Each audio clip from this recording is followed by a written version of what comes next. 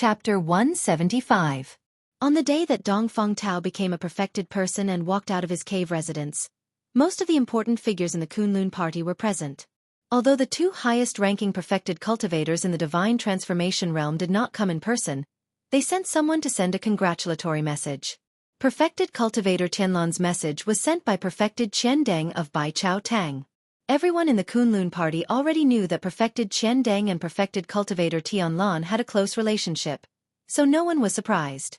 On the other hand, Hakushin Jinkuan sent a 10-year-old girl, who was, of course, White Lotus. Under the watchful eyes of everyone, White Lotus stood beside perfected cultivator Idle Month, in front of all the other perfected cultivators. Of course, this was a very meaningful thing, but there was enough reason to tell others about it, because White Lotus was holding the wind speech plate in her arms at that time.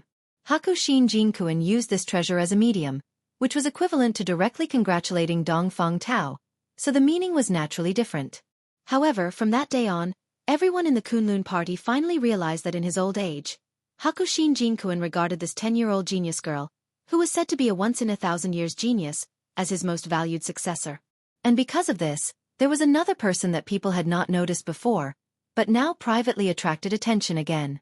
It was the other incomparably powerful perfected cultivator in the divine transformation realm in the Kunlun party, who had not had a successor for many years. What on earth was that bald perfected cultivator thinking? How would I know what the damn baldy is thinking? Lu Chen raised his head and drank a mouthful of wine, then complained to old Ma. Anyway, what I know is that he is the most unreliable person in the world. Old Ma patted his shoulder and comforted him. You have suffered a lot this time. I understand that you are depressed. Believe me, he is not feeling good either. Lu Chen squinted at him, his face full of doubt and disbelief. What's wrong with you, Baldy? Old Ma said sternly, when he heard about this, especially when he heard that you gritted your teeth and endured it for the sake of the big picture, that you would rather be humiliated and seriously injured than do anything. He flew into a rage and angrily scolded the Su family for being bastards. He asked me to tell you that he will remember everything that happened today. Once he succeeds in the future, you don't even need to say anything.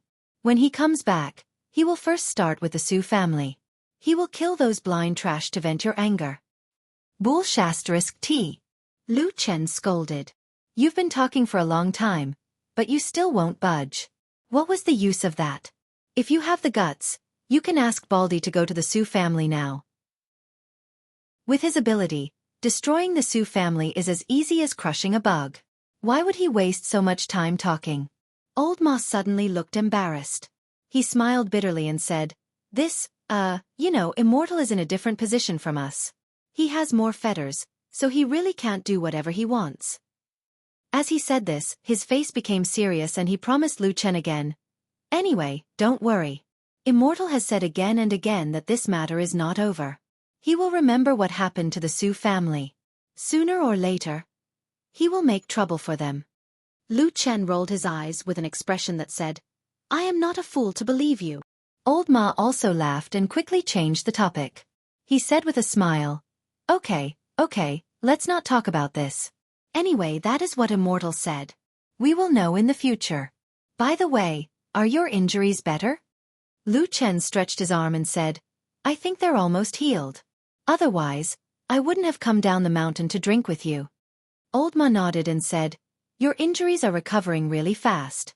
Although most of your cultivation has been crippled, at least your foundation is still there in terms of recovery. You can't even compare to a foundation-building cultivator, let alone an aura refinement disciple. Lu Chen was startled, but he soon nodded and said, I probably swindled a lot of panaceas from Su Qingjun these days. They're still somewhat useful. Old Ma looked at him enviously and said, Look at your life, it's too comfortable. Other people work themselves to death to save the beauty, but you just lie there and let the beauty save the black bear. You eat other people's food, use other people's things, and now you're even living outside other people's immortal's cave, right? He let out a long sigh and said with a bleak expression, What a pity, the world is so unfair. I, Ma Xiaoyun, have been an elegant young man for so many years, but why haven't any outstanding women taken a fancy to me? Have all the flowers been stuck in cow dung? Stuck my ass.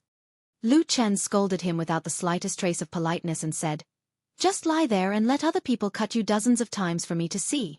Is that comfortable? Why are you pretending to be young? You're still an elegant young man. Wake up, it's been several decades, and you've never lost any weight. You've always been like a pig. If it wasn't because that damn Baldy was fatter than you, I would have thought you were the reincarnation of a pig immortal. Even if there were flowers, they definitely wouldn't be stuck in your head. Old Ma's expression turned serious. He pointed at Lu Chen and shouted, I heard you, you called True Monarch the reincarnation of a pig immortal. So what if I called him? What do you want? Lu Chen glared at him. Oh, nothing. Your voice is the loudest. You're the best. Pretend I didn't say anything, Old Ma said calmly.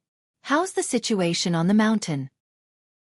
Old Ma asked as he poured him a glass of wine. Lu Chen took the wine glass and said, It's all right. The main thing is that Dongfang Tao suddenly became a true monarch. This matter was very sensational and attracted everyone's attention. Plus, I didn't really become Su Qingjuan's disciple, so it's not too conspicuous. Old Ma snorted and said, This time it's really an undeserved disaster. I was disgusted by those 3 Su families' trash. To be honest, if you hadn't stopped me with your gaze that day, I wouldn't have been able to hold it in. Lu Chen smiled and said, It's nothing. It's not worth it to ruin our big plan for those things. Old Ma hesitated for a moment, but lowered his voice and whispered to Lu Chen, All right, I've always wanted to ask you. Although you endured it that day, we didn't know that those guys actually hid such disgusting torture tools and made you suffer so much. But if Su Qingjun really didn't come, would you really endure it to the end? Lu Chen turned his head and looked at Old Ma. After a moment, he slowly shook his head and said, I won't.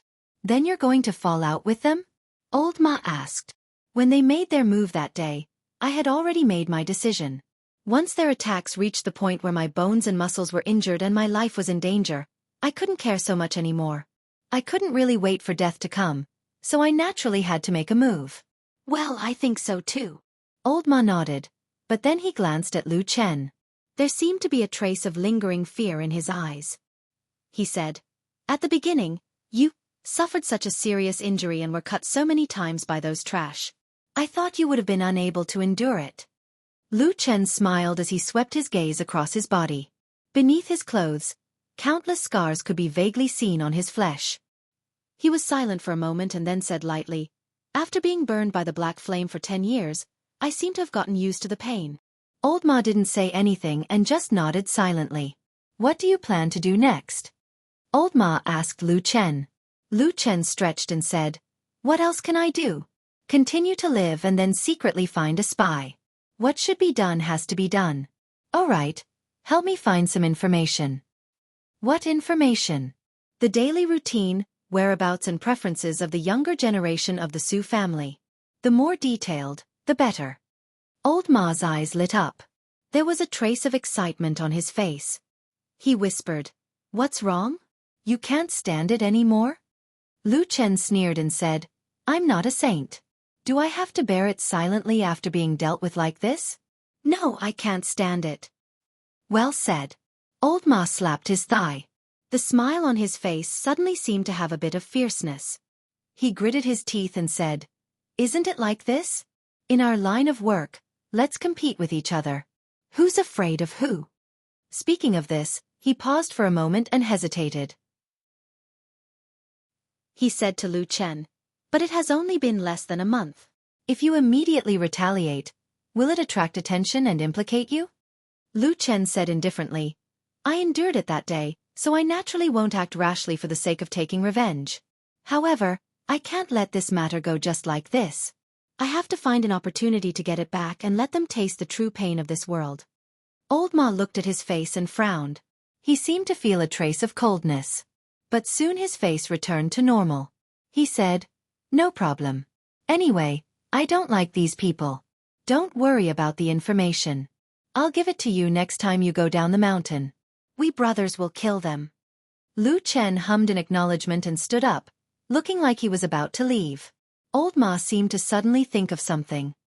He suddenly said to him, By the way, if you make up your mind to do this, what about Su Qingjun? Lu Chen paused and then said, What's there to worry about? She won't know that I did it.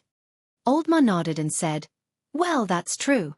If we do it secretly, We won't be afraid of being known by others. But, I'm just asking casually. I'm a little curious.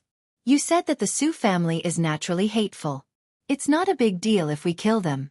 But I heard that Su Qingjun is a good woman. She is also very good to you. For you, she not only quarreled with her family, but also flipped the table and smashed the wall. She beat her younger brother. In order to take care of you on Mount Kunlun, she gave you the title of a nominal disciple. Lu Chen raised his eyes and quietly looked at Old Ma. Old Ma's voice became softer and softer. After a while, Lu Chen suddenly asked, "What do you want to say?" Old Ma said, "I want to ask you. Don't you care about her feelings? I was injured and suffered. I want to take revenge. Why should I care about her feelings? But between the two of you, aren't there some, at least mutual appreciation?" Lu Chen's eyes were slightly lowered, like a shadow swaying in the dark. He looked at the light in the distance with no expression. After a while he said lightly, "We are shadows. How can we be qualified to talk about love? You think too much." He turned around and walked out. At the same time, his voice carried a bit of coldness. He said, "Help me find out information about those people. When I do it myself, I think you may be a little relieved and no longer have any doubts." Old Ma stood still and watched Lu Chen walk out of the door alone. After a while, a smile suddenly appeared on his face. But the smile was a bit desolate and bleak. Chapter 176. Dongfang Tao, who had achieved the great cause of Yuanying Enlightened Master, could now be said to be an influential figure in the Kunlun party. He was an important figure that everyone in the sect paid close attention to. After all, it had been 11 years since the last Yuanying Enlightened Master of the Kunlun party was born. All kinds of welcoming and sending off, as well as all kinds of red tape, re-establishing his position and authority in the sect, all matters naturally fell into place. According to the rules of the Kunlun party, as long as one cultivated to the level of Yuanying Enlightened Master, he would be qualified to set foot on the 4 extraordinary peaks in the sky and clouds, the core of the Kunlun party to cultivate. At the same time, Yuanying Enlightened Master's Immortal's Cave in the mountains would also be preserved. After these matters came to an end, Dongfang Tao formally held a ceremony to let Xian enter the sect as his master. She could be regarded as the first personal disciple he had ever accepted. After the news spread, the entire Kunlun mountain was in an uproar, especially among the various aristocratic families in Kunwu City, who reacted even more strongly. Although this news was heard by well-informed people, at that time, Dongfang Tao was at most a veteran Jin Dan friar. Later, when he was injured and went into closed-door meditation for a long time, his reputation became even weaker and almost no one had any scruples about him. But who would have thought that this old man would amaze the world with a single brilliant feat? After going into closed-door meditation for a long time, he unexpectedly produced a Yuanying Enlightened Master, which really caught people unprepared. Overnight, the prices of the small E family in Kunwu City skyrocketed. After all, Xian was now Dongfang Tao's only disciple. If nothing unexpected happened, she would very likely inherit Dongfang Tao's orthodoxy in the future. A powerful Yuanying Enlightened Master standing behind him was already enough to deter many influential families in this city. After formally becoming his disciple, Xian's status in the Kunlun party naturally rose to the sky in a single bound. Soon, she moved out of the fragrance garden and lived in the 30 Zhang Peak. When Dongfang Tao went to cultivate in the clouds in the future, this mountain cave would belong to Xian. There were still a lot of things to do in the following days. There seemed to be an endless stream of people coming to congratulate him and make friends with him. From cultivation sects to influential clans in Kunwu City, from big shops to cultivation sects and forces of various sizes around the Kunlun party, all of them sent people to greet him and make friends with him. Xian has really broadened her horizons. She only feels that the cultivation world in front of her seems to have opened a wider door. However, during this time, the pair of master and disciple on the 30-feet peak welcomed a special guest. When the young man handed the visiting card to Xian and waited patiently with a smile on his face, Xian had a strange feeling in her heart. On the name card, there were 2 words, He. When Dongfang Tao received the visiting card from Xian, he was also a bit surprised. He had been out of closed-door meditation for a long time, so he naturally knew some things he should know, such as the matter that happened to Xian that caused a sensation in the cultivation sect. Dongfang Tao was naturally unhappy about the fact that his beloved disciple had almost been disgraced and almost disfigured. To be exact, he was furious and furious. However, the main culprit of this matter, He Gang, had already been dealt with and expelled from the Kunlun party. This punishment was very harsh in the cultivation world, so even Dongfang Tao couldn't say anything about it. Although He Yi was He Gang's elder brother, he almost didn't do anything wrong in this matter. On the other hand, He Yi's status was absolutely not something an ordinary disciple, He Gang, could compare to. He Yi himself was a talented disciple who was highly valued by the cultivation sect. At such a young age, he had already cultivated to the peak of the foundation building realm. It was very likely that in the near future, he would become a Jin Dan friar. At that time, he would be able to stand shoulder to shoulder with Su Qingjun, who was currently in the limelight, and become a true genius who had the hope of peaking into the Yuanying realm or even the deity transformation stage. Not to mention, He Yi was not alone. Standing behind him was the powerful Yuanying spiritual master, Du Kong. The heavenly soldier hall was also very powerful in the sect. If it was still the Jin Dan friar, the temperamental and easily angered Dongfang Tao might have gotten angry and directly chased He Yi away. However, after cultivating to the Yuanying spiritual master, he seemed to have suddenly become a bit timid. Thus, he ordered Xian to invite He Yi in to meet him. The atmosphere when they met was a bit awkward. There was no so-called meeting to forget enmity with a smile, and there was no amiable, happy and polite scene. Dongfang Tao was indeed an old man with a strange temper. Although he suppressed his anger and didn't target He Yi, his pair of bright eyes stared at He Yi from head to toe. This was not a good sign. Fortunately, He Yi didn't seem to care about this. He maintained a calm smile for a long time. Only when Dongfang Tao opened his mouth to ask questions did he answer them one by one. His attitude was always modest and courteous, neither servile nor overbearing. He even maintained an extremely elegant and courteous attitude towards Xian. It was difficult not to have a good impression of such a person. Even Xian was no exception. In the process of meeting Dongfang Tao, He said many things. Among them, there were some messages from his master, Dukan Zhenren. The main idea was that Dukan Zhenren would personally come over in a few days to bring Dongfang Tao to the strange peak between the clouds and the sky. He would also tell him about some of the special features of the mountain. This was obviously a favor, and it was a favor that was hard to refuse. With Dongfang Tao's temperament, his expression softened when he looked at He Yi. He even praised him a few times. Before leaving, He Yi whispered a few words to Dongfang Tao while Xian was packing up the tea set. Dongfang Tao's expression changed slightly, but he didn't reply. When he looked at He Yi again, the expression in his eyes was different. After He Yi left, Dongfang Tao pondered for a long time. When Xian passed by, he called out to her and said, "Xian, do you still remember the matter with He Gang?" Xian was startled for a moment. She didn't expect her master to suddenly mention this matter again. She immediately said, "That matter? I can't say I've forgotten it now. When I saw Senior Marshal Brother He just now, I actually felt strange." Dongfang Tao nodded. After a moment of silence, he said to Xian, "If they deliberately harmed you, I will naturally stand up for you. You don't need to be afraid. But since the past is in the past, you don't need to keep it in your heart. You don't need to hold a grudge against He Yi." "Yes, your disciple understands." Xian nodded in agreement. She then glanced at Dongfang Tao and said, "Master, from what you've said, could it be that you have an opinion about this Senior He? It's best if you don't provoke this person." Dongfang Tao said lightly, "You're saying that I can live here in the future?" Lu Chen's expression was a little surprised. Su Qingjun smiled and said, "Yes, the Flying Goose Terrace is quite big. Moreover, I have always wanted to find someone to help me cultivate some precious spiritual herbs. It's a pity that I haven't been able to find someone who I can trust, who has the ability to cultivate, and who is willing to work hard. So now that I've finally caught one, I can't let you run away so easily." Lu Chen clicked his tongue and then said, "Is it really okay for me to live on the Flying Goose Terrace? Won't others gossip?" Su Qingjun said lightly, "Aren't you my disciple in name? Just think of it as me squeezing you dry and making you work for free."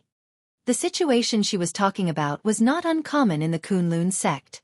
Some high-level cultivators would often take in nominal disciples, but they didn't pass on their skills and techniques. Instead, they would just give some spiritual materials and resources or basic techniques as a reward, and then have people specially cultivate important spiritual materials for them. Of course, Lu Chen had also heard about this. However, Su Qingjuan's words were of course a joke. He also laughed, then extended 2 fingers and said, "I can move here, but I have 2 conditions." Su Qingjun was stunned for a moment, then she looked a little annoyed and said, "Hey, do you know how many people in the entire Kunlun party have racked their brains to live here?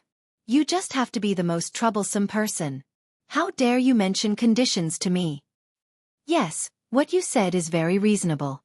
Lu Chen nodded repeatedly and said, "2 conditions, do you want to hear them?" "Humph. Speak." "First, I don't want to live in this straw hut anymore," Lu Chen said. Su Qingjun was stunned for a moment and immediately became vigilant. She said, "Hey, don't push your luck. You want to live in my cave abode? That's absolutely impossible." Lu Chen laughed and said, "What a joke. Do I look like that kind of person?" "I always feel that you do." "You misunderstood." Lu Chen glared at Su Qingjun, then pointed to the forest behind him and said, "I want to live in a wooden hut. I will cut firewood and build a house myself.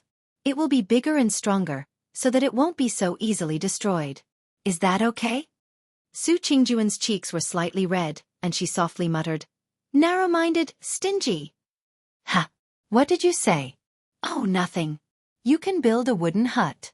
Later when I have time, I can also cut down 2 big trees for you," Su Qingjun said seriously. Lu Chen nodded and said, "Second, I want to raise a dog." "What?" Su Qingjun was stunned for a moment and almost thought that she had heard it wrong. Lu Chen turned around and whistled loudly. A moment later, a woof-woof sound could be heard. A black shadow ran out from the forest and rushed to Lu Chen's side.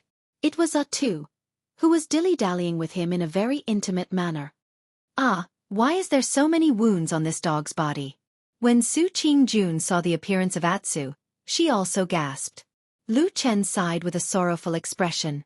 He said to Su Qingjun, "This is an old dog that I've raised for more than 10 years. It's been with me through life and death situations. It's covered in wounds, and it's about to reach the end of its life. I really don't want to be separated from it. Can you do me a favor?" Su Qingjun looked at Atsu with sympathy. When she was about to say yes, she suddenly felt a little strange. She frowned and said, "But I don't think this dog is old. It is quite energetic." Lu Chen said calmly, "This native dog is very young." "Really?" "Well, don't just look at how lively it is. Who knows, it might suddenly die in a few days." Su Qingjun was stunned for a moment and quickly waved her hand. "Forget it. It is just a dog. Let it stay. You don't have to curse it like this." Lu Chen laughed and said, "Thank you very much, Atsu, thank you." Before he finished speaking, he suddenly stopped. Lu Chen and Su Qingjun turned their heads at the same time. They saw that Atsu, who was still circling around Lu Chen, suddenly sneaked to the side of the mountain wall. After sniffing for a while, it lifted its legs and peed under a rock not far from the stone door of the cave residence. Then it ran back leisurely, shaking its head and wagging its tail, looking very happy. Su Qingjuan's face darkened. She stared at Lu Chen. Lu Chen had an awkward expression on his face. He laughed dryly and said, "You see, this dog is like a human when it is old. It pees a lot. So disgusting. Well."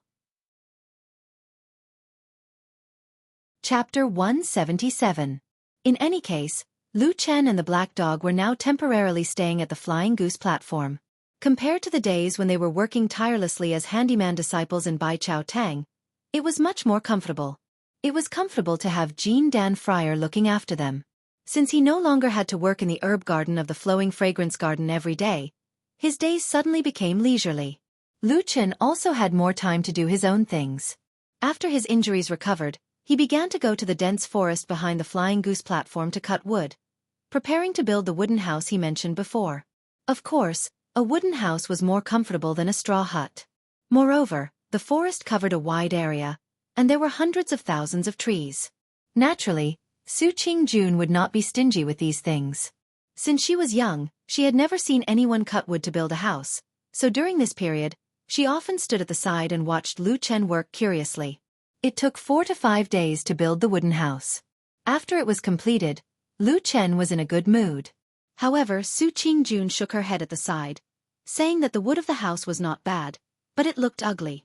Since he had the status of a nominal disciple and was temporarily staying on the Flying Goose Terrace, it was impossible for Lu Chen to really do nothing and idle around all day. It would be hard for him to explain himself to the outside world. Therefore, he picked up his old job and cleaned up the spiritual field on the Flying Goose platform. He also expanded the area. Then, Su Qingjun got some spiritual grass and spiritual fruit seeds and planted them in the spiritual field. From then on, Lu Chen officially became Su Qingjun, the hard worker, who was specially squeezed by Jean Dan Friar to farm. This kind of person was very common in the Kunlun party. Generally speaking, even though people who did this kind of work still had the identity of a handyman disciple, there was always someone above them. It would sound very good if people said that they were no longer a handyman disciple of the Kunlun party, but that they were someone under the command of a certain Jean Dan or a certain Zhenren. Wouldn't that be a lot more impressive? Moreover, in terms of profit, the returns of the odd job disciples who worked for these high-grade cultivators were much higher than before. As a result, there were many times when everyone was racking their brains for this position. The reason why so many people wanted to participate in the eagle fruit cultivation competition at the Flowing Fragrance Garden was because they hoped that one day, Su Qingjun would take a fancy to them. The best outcome was actually Lu Chen's current situation. After receiving this kind of treatment, Lu Chen was much more free than before. The spiritual fruits and spiritual herbs planted in the spiritual fields were also not as delicate as the eagle fruit tree that he could not easily leave. As for Su Qingjun, she was also quite polite to him and did not really squeeze him for labor. It should be said that his life was still relatively relaxed. Therefore, Lu Chen now actually had time to wander around the Kunlun Mountains. These days, many people in the Kunlun party saw Lu Chen walking around leisurely with the black dog, which attracted the envy of many handyman disciples. One day after that, Lu Chen brought Atsu down from the Flying Goose platform and took a casual walk. Then, they walked to the house near the Flowing Fragrance Garden where someone had once died. Back then, He Chongqing died in this house. It was daytime, and most of the people who lived nearby were the lowest-level handyman disciples. Every day, they had to go to the Flowing Fragrance Garden to work, so the surroundings were quiet and there were not many people walking around. On the day of the murder, the Kunlun party had sent people to seal off the nearby area, but after a long time of investigation, there were no results. Until now, the disciples who were guarding outside had also been withdrawn. Except for the house that was still unoccupied, this place seemed to be no different from the surroundings. The traces of the person named He Chongqing in this world were quickly and completely dissipating. The wind blew gently from the forest. Lu Chen and Atsu stood quietly in the distance and looked at the house. Neither of them spoke, like two dark shadows, silent. After a while, Lu Chen turned and walked to the side. He no longer looked at the house, but walked into the wide forest on the other side. Atsu followed behind him and walked into the forest. During the day, the forest was slightly darker than outside, but the light shone through the gaps between the branches and leaves, making the forest appear brighter, and the surrounding trees could be seen clearly. Lu Chen walked in the forest with a calm expression. As he gradually went deeper into the forest, the surroundings quickly quietened down. The hustle and bustle that belonged to the Kunlun party seemed to be isolated outside the forest. In this forest, there was only silence. After walking for a while, he came to the place where he had come here to stare at late at night. That day, in a pitch-black night, this corner deep in the forest was so dark that one could not see their fingers in front of them, completely submerged in darkness. Now that it was daytime, Lu Chen could clearly see that there was actually a big tree in front of him. A big tree that looked very large and dense, older than the surrounding trees. The mottled bark was covered with moss, and a few drops of morning dew still remained on the branches and leaves. The strong roots protruded from the ground, looking like a giant claw tightly gripping the earth. Lu Chen stared at the tree for a while, then walked over. The forest was still silent. There was no wind, and there were no birds chirping. At this moment, the only sound seemed to be his footsteps, stepping on the dead leaves on the ground. The trunk of the big tree was very thick and large, requiring at least 2 people to wrap their arms around it. It was enough to hide the figure that was hiding. But this morning, when Lu Chen crossed the roots of the tree and walked to the back of the tree, it was empty. Atsu ran over and sniffed under the big tree for a while. It seemed that there was nothing special worth paying attention to, so it ran away to play at the side. Lu Chen looked at the big tree quietly, his eyes bright and focused. From the roots to the trunk, he looked at it bit by bit, as if he was carefully searching for something. However, nothing strange appeared on the big tree. There were no wounds, no scratches, and no hidden and twisted patterns. Everything seemed to be fruitless. Lu Chen frowned slightly. After pondering for a moment, he squatted down and carefully searched the roots of the tree that undulated like a horned dragon. He even used his hands to push away the dead leaves and black soil on the ground, and checked every hidden corner of the roots. However, in the end, he still found nothing. That evil sect spy hiding in the darkness seemed to have unusual patience and vigilance, and was not tempted this time? Lu Chen stood up, his face solemn.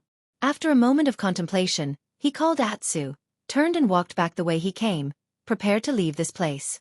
A beam of sunlight shone down from the branches and leaves above his head, shone on his body, and also on the silent big tree beside him.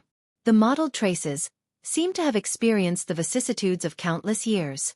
Lu Chen continued to walk forward, but at the fifth step, he suddenly stopped. He frowned, seemed to have thought of something. The next moment, his eyes suddenly brightened, suddenly turned around, but stared intently at the front of the big tree, at the ancient and mottled traces on the tree trunk.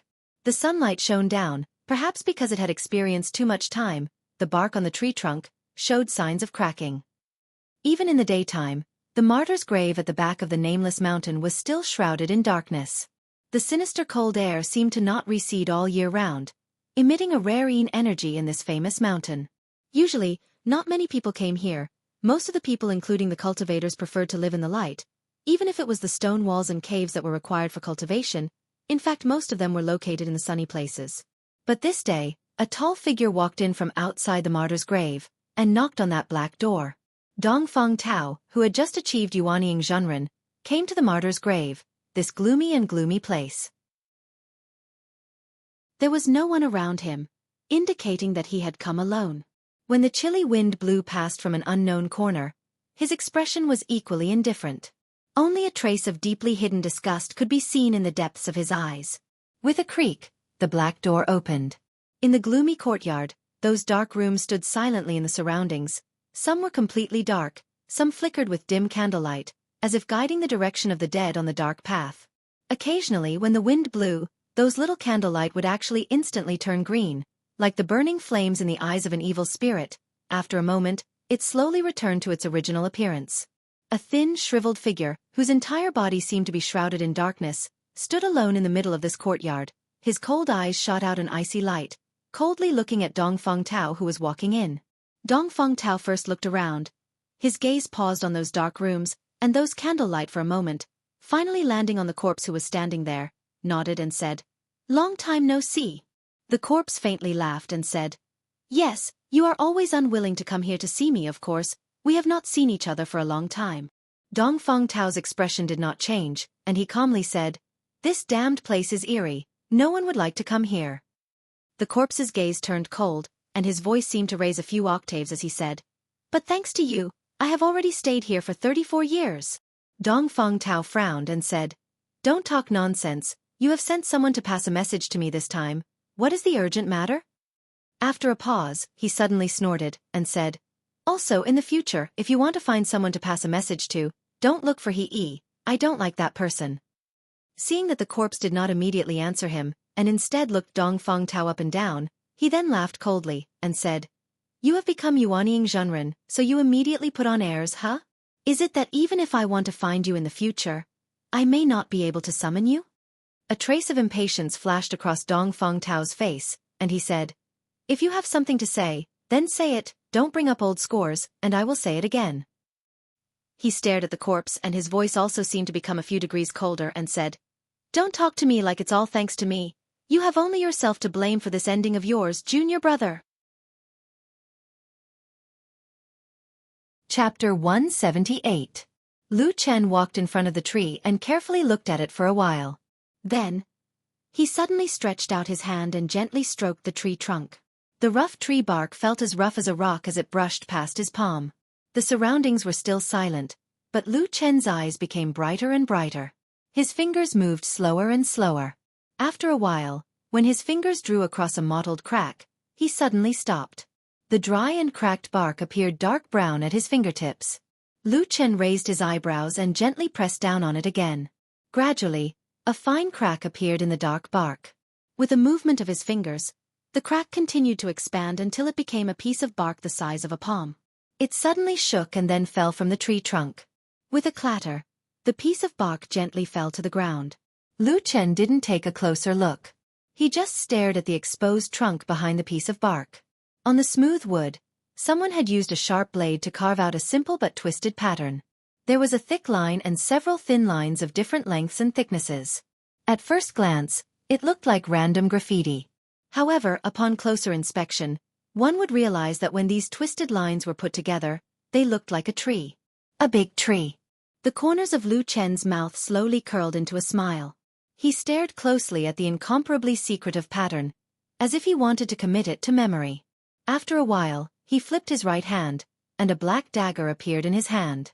Then, a black light flashed, and with a slash, he directly chopped off the piece of wood with the pattern carved on it. Then, he turned around and called out to Atsu. He quickly walked out of the forest without looking back.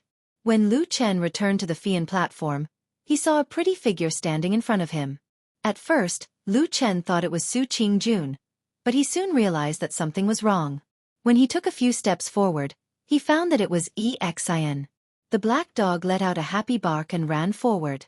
Xian smiled and squatted down, hugged Atsu, and patted it vigorously. Atsu also happily jumped around her. After a while, Lu Chen came up and said with a smile, "Why did you come today?"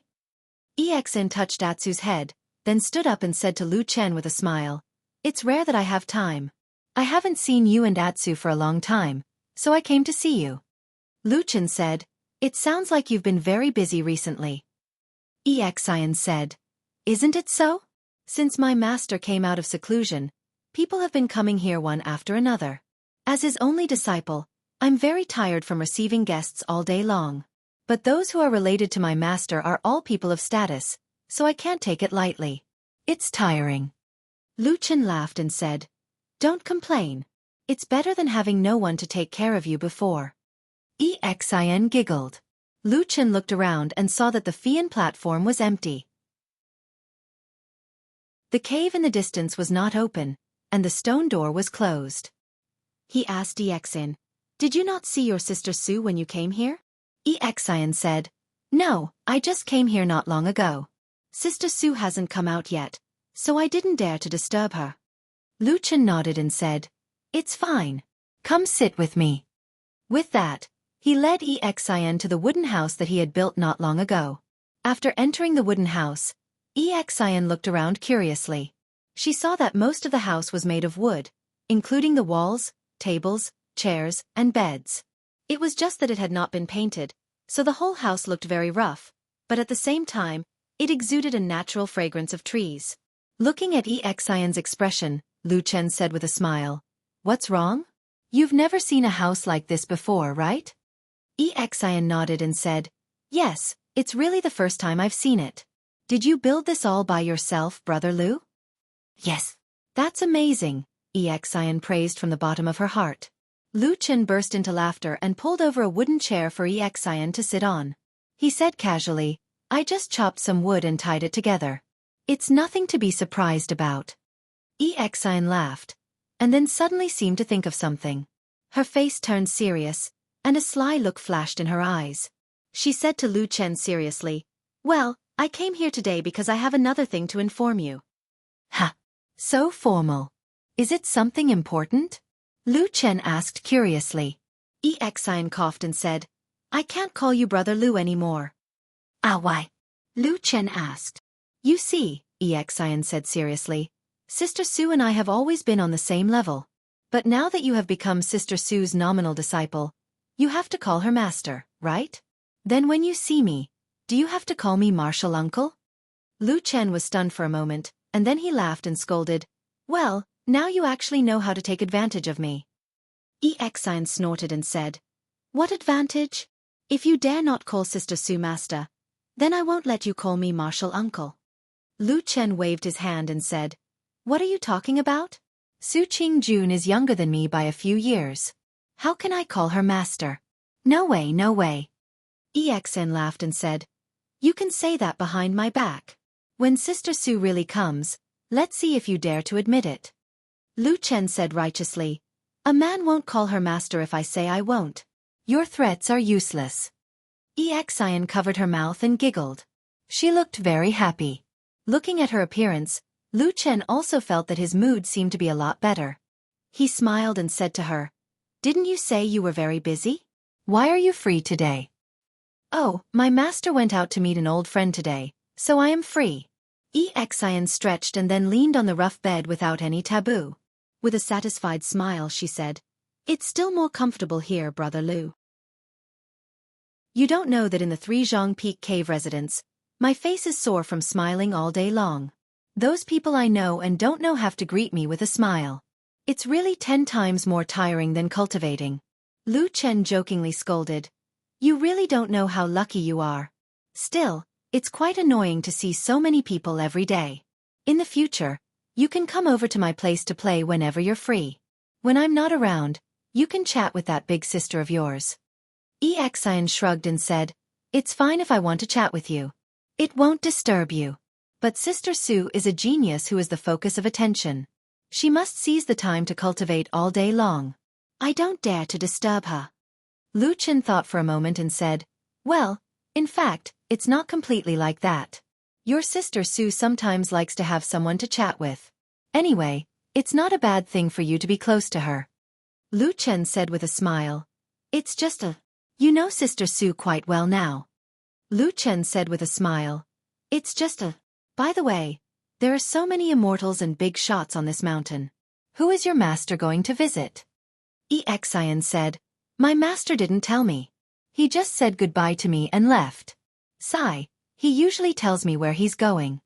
Probably thinking of this difference, EXIN was a little depressed. Lu Chen saw that this girl's mood was so easily fluctuating and found it funny. He casually said some jokes and in the blink of an eye, he made EXIN happy. The two chatted and laughed for a while. Seeing that it was getting late, EXIN got up and said goodbye. Lu Chen saw her to the side of the mountain road and watched her go. But after a while, EXIN suddenly turned back and said to Lu Chen, Brother Lu, there is something I want to tell you. Lu Chen saw that her expression was a little serious and didn't seem to be joking. He was a little surprised and said, what's wrong? EXIN said, before my master went out this time, someone came to visit him. It was He Shixiang. Lu Chen's face sank and said, He Gang's big brother? Yes. Lu Chen could understand why EXIN's face didn't look too good at the moment. After all, He Gang's matter was like a nightmare to her. It was a past that she really didn't want to recall. And He was He Gang's big brother. He Gang was directly driven out of Kunlun Mountain because of that matter. No matter how he looked at it, he and EXIN were like fire and water. And EXIN was Dongfeng Tao's only disciple. Obviously, Dongfeng Tao and He couldn't go together. But this matter happened like this. There was obviously something strange in it. Lu Chen thought for a moment and said, What did they say that day? Did you hear it? EXIN thought for a moment and said, I was at the side most of the time, but they said some polite words, nothing important. Later, when they were almost finished, I packed up the tea set and left for a while. I saw the two of them say a few more words, but I didn't hear the rest. Lu Chen frowned and didn't say anything for a moment. EXIN looked a little worried. She was full of thoughts and said in a low voice, Brother Lu, what do you think they talked about? My master, he couldn't have been moved by Shixiang He, right? Lu Chen looked at the young girl and sighed in his heart. EXIN's good days today could be said to be almost entirely due to her receiving Dongfeng Tao's appreciation. Dongfeng Tao also unexpectedly broke through the great life and death juncture and became enlightened Yuanying. If Dongfeng Tao was bewitched by He and had some opinions about EXIN, then it could be said to be a disaster for her. No wonder she was not calm at all. Lu Chen thought for a moment and said to EXIN, EXIN, don't be anxious. In my opinion, this matter shouldn't be as bad as you think. He paused for a moment and said, If you are still worried, I will think of a way to help you find out about He Yi's recent movements. Yes. EXIN nodded heavily. a trace of a smile on her face. Although she knew that He Shixiang and Lu Chen's cultivation and strength were worlds apart, but for some reason, when Lu Chen said he would help her, Xian almost unconsciously believed him. What he said, he would definitely be able to do. Xian thought like this and her mood immediately improved. Chapter 179. I'll go down the mountain tomorrow, Lu Chen said to Su Qingjun, who was standing not far away, as he sat on the ridge of the field with his back against a big tree. It was already dusk. Su Qingjun had stayed in the cave for a day and would come out to walk around at this time. It was a relatively fixed habit for her these days. Lu Chen didn't know if she had this habit when she lived alone on the Fian Terrace, but under normal circumstances, dusk was a fixed time for him to chat with this woman. Most of the time, it was relatively relaxing. Speaking of which, perhaps it was because she had made a big fuss when she returned to the Su family a while ago, which frightened the family. So these days, the Fian Terrace was unusually quiet. Often, no one came up for a few days. Occasionally, some people came over, but they were some friends of Su Qingjun from the Kunlun party. No one from the Su family came. Su Qingjun didn't have much of a reaction to this, at least in front of Lu Chen. These days she looked very calm, but no one knew what this woman was thinking in the depths of her heart. Lu Chen wouldn't ask anything. After Su Qingjun made a big fuss in the Su family and returned to the mountain, the two of them quickly stopped talking about this matter. But compared to before, their relationship was undoubtedly much closer. Even Su Qingjun could joke with Lu Chen more casually in private. At this moment, Su Qingjun smiled and asked Lu Chen, "What are you going to do? I see that you're very free recently. How about growing more spiritual herbs in the spiritual field?" Lu Chen laughed and said, "I'm going to go down the mountain for a walk. In addition, I know some small things that you definitely haven't seen before. I'll bring some back for you to broaden your horizons." Ha! Su Qingjun was only joking at first, but her curiosity was piqued after hearing Lu Chen's explanation. She asked, "What is it? It sounds very interesting." Lu Chen smiled and said, "You'll know when I bring it back. I'll come to see you tomorrow night." "Oh, okay." The next morning, Lu Chen got up and went down the mountain with the black dog. Now that he was a nominal disciple of Jin Dan Friar, his identity was different. He was no longer as embarrassed as before. Dogs were valued by their owners. Recently, Atsu could also follow Lu Chen to wander around openly, ignoring the original rule of the Kunlun party that no one could keep a dog casually. The dog raised by the disciple of the genius Jin Dan, how could it be an ordinary dog? On the way down the mountain and into Kunwu City, Lu Chen didn't rush to find old Ma in the secluded alley. Instead, he took Atsu to wander around the street. Along the way, he bought a lot of meat and bones for Atsu. He put them in a bag and carried them all the way to Black Hill Pavilion to feed Atsu. This made Atsu greedy. Along the way, it drooled and stared at the bag in Lu Chen's hand. It couldn't see anything else.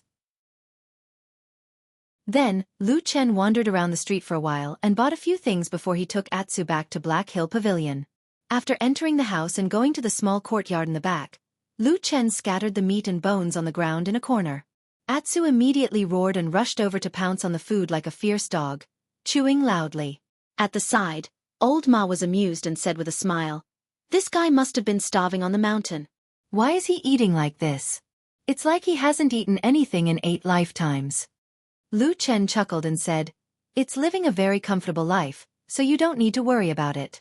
How about I leave it with you and you take care of it?" Old Ma immediately waved his hand and said, "Forget it. Pretend I didn't say anything. I can't afford to take care of this dog." The two of them sat facing each other. Old Ma looked at him and said, "It hasn't been long since you went down the mountain. Why did you come back? Besides, there are many people from the Su family in this city.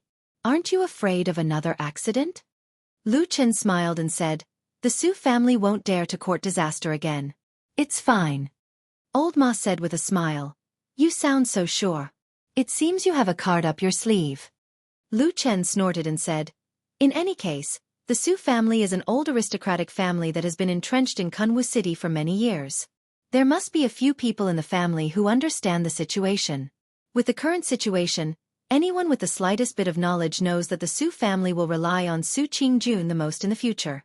Not everyone is as stupid as those wastes and that Madame Bai. Old Ma nodded and said, "You're right. If I were a member of the Su family, the most important thing right now would be to ease the relationship with eldest Miss Su as soon as possible and use their blood relationship to move her. The more we do, the more mistakes we'll make. It'd be best if we didn't do anything." There was some regret on Lu Chen's face. He said, "That's right.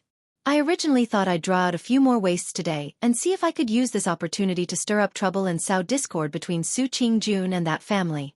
Unfortunately, there really are people with discerning eyes. I wasted my time walking around the streets."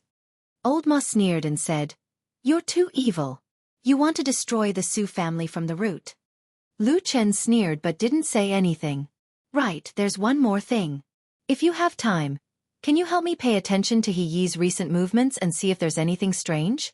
Lu Chen said to Old Ma. "He?" Old Ma frowned and his eyes seemed to suddenly look a little strange. He looked at Lu Chen and asked, "Why are you suddenly concerned about this person?" Lu Chen didn't hide it and casually repeated what Xian had said to him. In the end he said, "I've always felt that this He Yi is a little strange." Last time, he was clearly forced into seclusion, but after a period of time, he was suddenly released for no reason. It seems that he's been wandering around the Kunlun party recently and seems to be meeting people everywhere. Old Ma's eyes flashed and he didn't say anything. Lu Chen noticed his expression and said, "What's wrong?" Old Ma looked at him meaningfully and said, "You're right. He is indeed strange." Do you remember I told you last time that someone was investigating the matter of the cinnabar?" "I remember. What did you find?" Lu Chen asked. Old Ma laughed coldly and said, "The person who was investigating was He Gang." Lu Chen's expression changed slightly and he sat up a little straighter. After thinking for a moment, he suddenly said, "But you said before that the person who investigated this matter showed a token of the Kunlun party to some big shops?" "That's right." Lu Chen's eyes slowly lit up and he said, "But He Gang has clearly been chased out of the sect by the Kunlun party." "That's right." Old Ma had a faint smile on his face and said, "In other words, he shouldn't have this kind of thing." Lu Chen looked at Old Ma and said slowly, "But he has it and showed it to others. The person who could give him this kind of token, it can only be He Yi." Lu Chen fell silent and a thoughtful expression appeared on his face as if he had thought of more things. After a moment he said in a low voice, "In other words, the person who wanted to investigate the cinnabar matter was He Yi himself.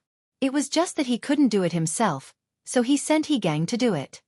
Old Ma nodded and said, "That's right. He Gang did this secretly. It took me a lot of effort to confirm that it was him." Lu Chen's eyes grew brighter and brighter as he said in a low voice, "The cinnabar is usually not important, but recently it is related to a murder case of the Devil sect on the Kunlun mountain. He Yi suddenly came out of seclusion and intervened in this matter, so the reason why he was suddenly released." The corner of his mouth slowly showed a hint of a smile, but it was not gentle and carried a hint of coldness. After looking at Old Ma pointed a finger at him with an indifferent expression. "He's coming for you. I didn't expect that there would be someone secretly pursuing me on the Kunlun mountain. This feeling." Lu Chen clicked his tongue. Old Ma squinted at him and said, "What's so strange about it? Haven't you been like this for so many years? You should be used to it, right?" "Well, you're right." Lu Chen nodded and said, "But since we know this person's purpose, it's all the more important that we investigate him." He looked at Old Ma. Old Ma nodded and said, "Don't worry, leave it to me." "Good." After saying these words, both of them breathed a sigh of relief at the same time. At the same time, there was a faint hint of excitement on their faces. For the shadow hiding in the dark, discovering such a secret might have a different feeling. "Hey, I see that you're in good spirits recently," Old Ma said to Lu Chen with a smile. Lu Chen said, "Yes, I'm busy with revenge. There are so many debts to collect. If I don't be in good spirits, how can I finish it?" Old Ma glanced at him and said, "No, I feel that you're not the same as before. When you were a shadow, you always looked bitter and hateful all day, as if you would turn hostile and kill people at the slightest disagreement. But it's different now." Lu Chen was startled and said, "What do you mean by that?"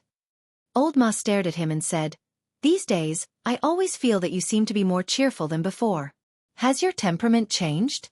Or is there someone on the Kunlun mountain that made your mood better? Lu Chen was silent for a moment. Suddenly, a strange light flashed in the depths of his eyes.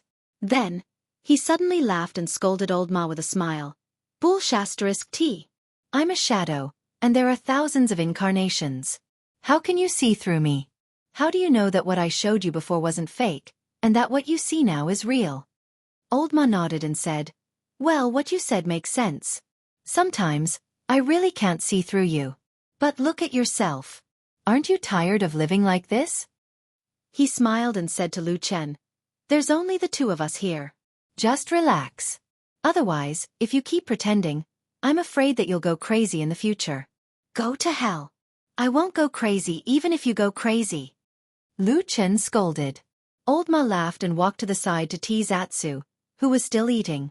Lu Chen looked at his back, and the smile on his face gradually faded. Chapter 180. On the way back to the mountain, he brought Atsu, whose belly seemed to have grown bigger and had almost swallowed all the meat and bones, back to the mountain. Along the way, he could only hear the dog's burps. The weather was clear in the afternoon. The scenery in Kunlun Mountain was quiet and beautiful. The forest was green and the trees were undulating.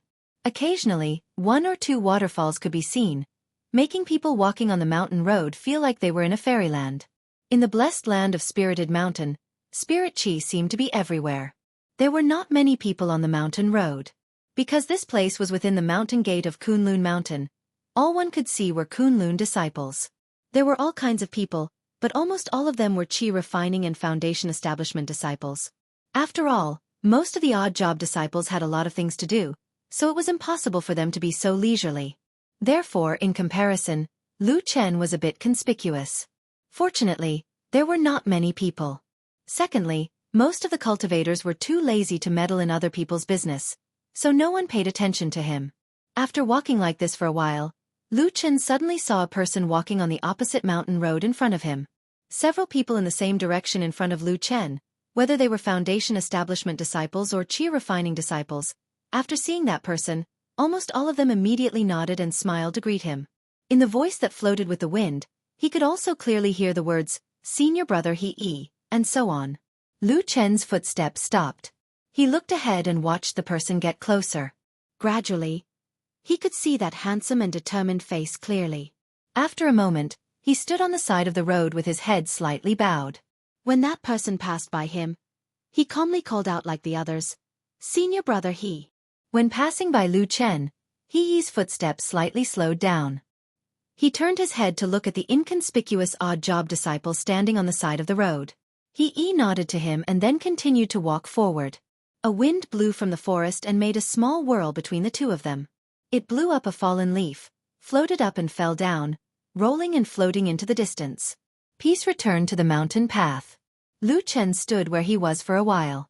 When the other Kunlun disciples had gone far away, only the black dog was still squatting beside him. Lu Chen glanced at Atsu and suddenly said, "Since we've met, and we have nothing to do anyway, why don't we go and take a look?" Atsu tilted his head, looking a little confused. Lu Chen turned around and walked in another direction. He had walked this path before, but now he was far away. However, Lu Chen was not in a hurry to catch up. Instead, he walked slowly. By his side, Atsu was running a few steps in front of him. He sniffed the ground lightly and then jogged forward. Just like that, Lu Chen followed Atsu, walking and walking. After walking for a long time, looking at the surrounding mountain terrain, Lu Chen suddenly frowned. This was because the mountain path in this direction was getting more and more desolate, and there were no signs of accommodation. As they went deeper, even human footprints became rare. Weeds began to appear on the road, exuding a desolate aura. After walking for a while, with Atsu's unusually sensitive nose leading the way, Lu Chen had walked a long distance on this secluded mountain path. Then, he suddenly saw the nameless mountain in front of him, hidden under the tall mountain range, mostly shrouded in shadows. Although it was very far away, a very strong gloomy aura still came over. Lu Chen's expression changed slightly, then he looked forward. In the distance, he could only vaguely see a blurry back of He, who seemed to be walking alone into the dark side of the nameless mountain. There was a condensed darkness there, as if it had swallowed He Yi's figure in an instant, and nothing else could be seen. Lu Chen glanced at the mountain terrain on his left and right, and finally, his eyes fell on the nameless mountain. After a while he muttered to himself, I didn't expect there to be such a dark place in the mountains of Kunlun, it shouldn't be. He looked a little surprised and a little confused, but he quickly calmed down again, ready to take a step forward. But before he took a step forward, he suddenly thought of something and looked back at Atsu. The black dog was sitting quietly on the ground behind him, and when Lu Chen looked over, it even wagged its tail gently. Lu Chen pondered for a moment, walked over, squatted down, and patted Atsu's head, saying, There should be some bad things in the field in front, don't go there. It was not clear if Atsu understood him, but it just looked up at Lu Chen, barked twice, and then stuck out its tongue to lick Lu Chen's palm. Lu Chen smiled, and his smile seemed to be the most gentle of the day. He reached out and hugged Atsu's head, then patted its head and said in a low voice, Go and play by yourself. Wait for me here, or when it gets dark, go to the Flying Goose Terrace to sleep. Do you understand? Atsu barked, then got up and walked to the side of the mountain path, looking back at Lu Chen from time to time. Lu Chen smiled at it, and waited until Atsu ran into the forest next to the mountain and disappeared before he slowly turned around and looked at the darkness behind the mountain again. A silent look on his face again. After a moment, he walked forward quietly until he reached the edge of the darkness, and then like a drop of water falling into the sea, his figure disappeared into the depths of the darkness without any movement. Atsu ran and played in the forest, breathing the fresh air, jumping up and down, sometimes beating the birds, sometimes digging holes in the ground, playing very freely, and seemed to have forgotten its owner. Unknowingly, it had walked a long way in the forest, and came to a small valley in the forest that was sunken and covered with white granite. Atsu was a dog, and for a long time, it was only interested in food, and didn't care much about other things like stones and trees. It had the same reaction to this white stone valley, and slowly walked past the side of the valley, looking like it was going to continue running forward. But at this moment, a beautiful little girl's face suddenly appeared on the largest white rock in the valley. She looked at Atsu and suddenly smiled, then lay on the largest rock, waved at Atsu and shouted, Come here! When Atsu turned his head to look, he saw a little girl of about 10 years of age. Although she was young, her temperament was different from others. Now, there was a faint aura of superiority about her. This beautiful girl was, of course, White Lotus. Atsu stood where he was, looking a little surprised, but also a little wary. It seemed surprised to see White Lotus in this remote corner, but it didn't seem to lower its guard. However, White Lotus didn't seem to hate this black dog. Instead, she waved at Atsu and said with a smile, Stupid dog, why don't you come over? Atsu hesitated for a moment, but still slowly walked over. As Atsu approached, the smile on White Lotus's face was first shocked, then slowly disappeared, and her face became a little gloomy. She saw the wounds on Atsu's body, as well as the missing eye and half of its tail. Everything seemed to tell her that something terrible had happened to this dog. Atsu slowly walked to the bottom of the huge rock, then raised his head to look at White Lotus. In a flash, White Lotus slowly fell from the top of the rock, landing not far from Atsu. What happened? White Lotus looked at Atsu's appearance, frowned, and asked Atsu. Atsu responded with a bark, but it seemed that no one could understand it. This made Atsu look a little depressed and disappointed. However, White Lotus's eyes fell on the terrible wounds on Atsu's body again, and murmured, It seems that the blood of the Sirius in your body is very good. You can still survive after being tortured like this. She slowly squatted in front of Atsu, and Atsu instinctively took a step back. From the beginning to the end, Atsu looked at White Lotus with a trace of fear and wariness. Something's not right. Suddenly, White Lotus opened her mouth. She stared at Atsu as if she had found something strange. After pondering for a while, she suddenly said in a low voice, How is it possible? It seems there is the smell of blood food. She reached out a hand and slowly placed it on Atsu's head. Atsu's body was a little tense, but it still obediently lay on the ground, showing a submissive posture. White Lotus seemed to be very satisfied with this, and she had no intention of making things difficult for Atsu. Her expression was focused on thinking, and after a while, she said to herself, On this mountain of Kunlun, there is actually a second person who knows the secret method of blood food? Who is that person? She lowered her head, stared at Atsu's eyes, and suddenly asked. Her voice sounded a little cold, but Atsu suddenly stood up from the ground after a moment of silence. It looked at White Lotus and suddenly let out a low growl from its throat. It was like a ferocious beast that had been provoked and angered, and it slowly bared its snow-white fangs at White Lotus. White Lotus looked at Atsu's actions and suddenly smiled. Beasts will be beasts. No matter how talented they are, aren't they still stupid? I know this person. She reached out her hand and patted Atsu's head. Atsu turned its head to the side, wanting to dodge, but it only felt its vision blur. White Lotus's palm still touched its head, and it happened to press down on its head. White Lotus's brows relaxed, and she gently flicked her fingers. Gradually, white smoke floated out from between her fingers. It carried a strong chill, and it evaporated in the air like the coldest ice cube. Snow Wind Sutra. This was the unique secret method of the Kunlun party's Dongfeng, the soul formation perfected Lord by Chen.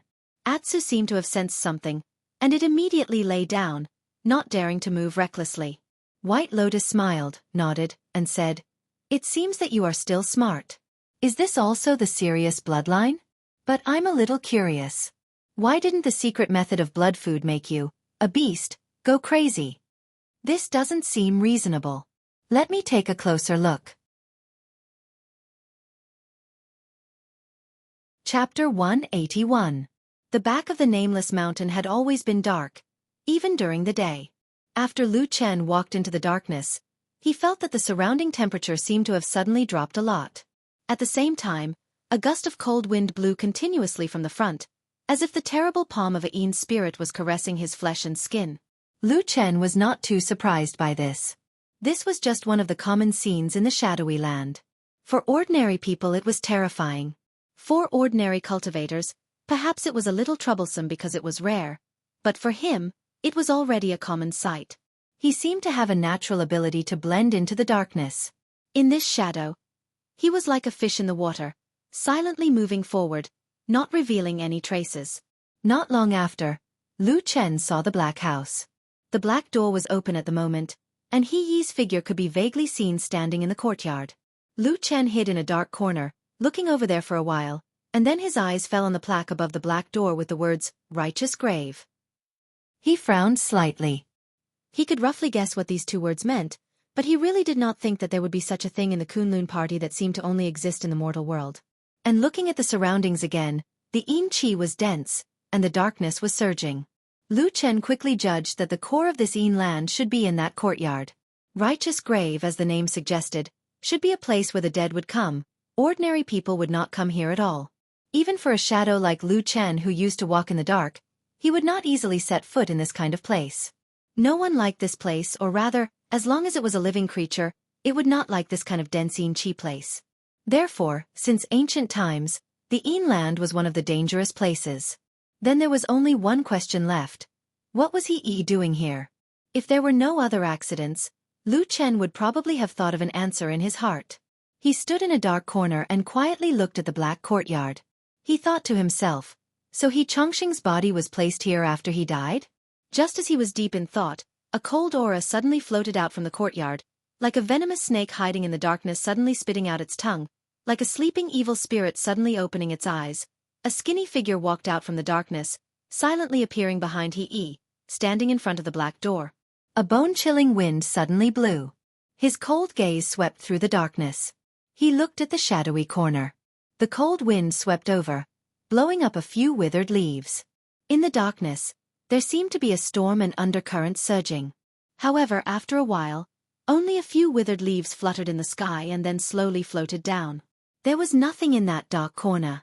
Other than darkness, it was as if nothing had ever existed. The zombie's cold gaze swept over the place. When he saw the empty and lonely darkness, a trace of extreme astonishment seemed to flash across the depth of his eyes. At this moment, a figure walked over and stood not far behind him. It was He Yi. He too glanced outside but did not see anything.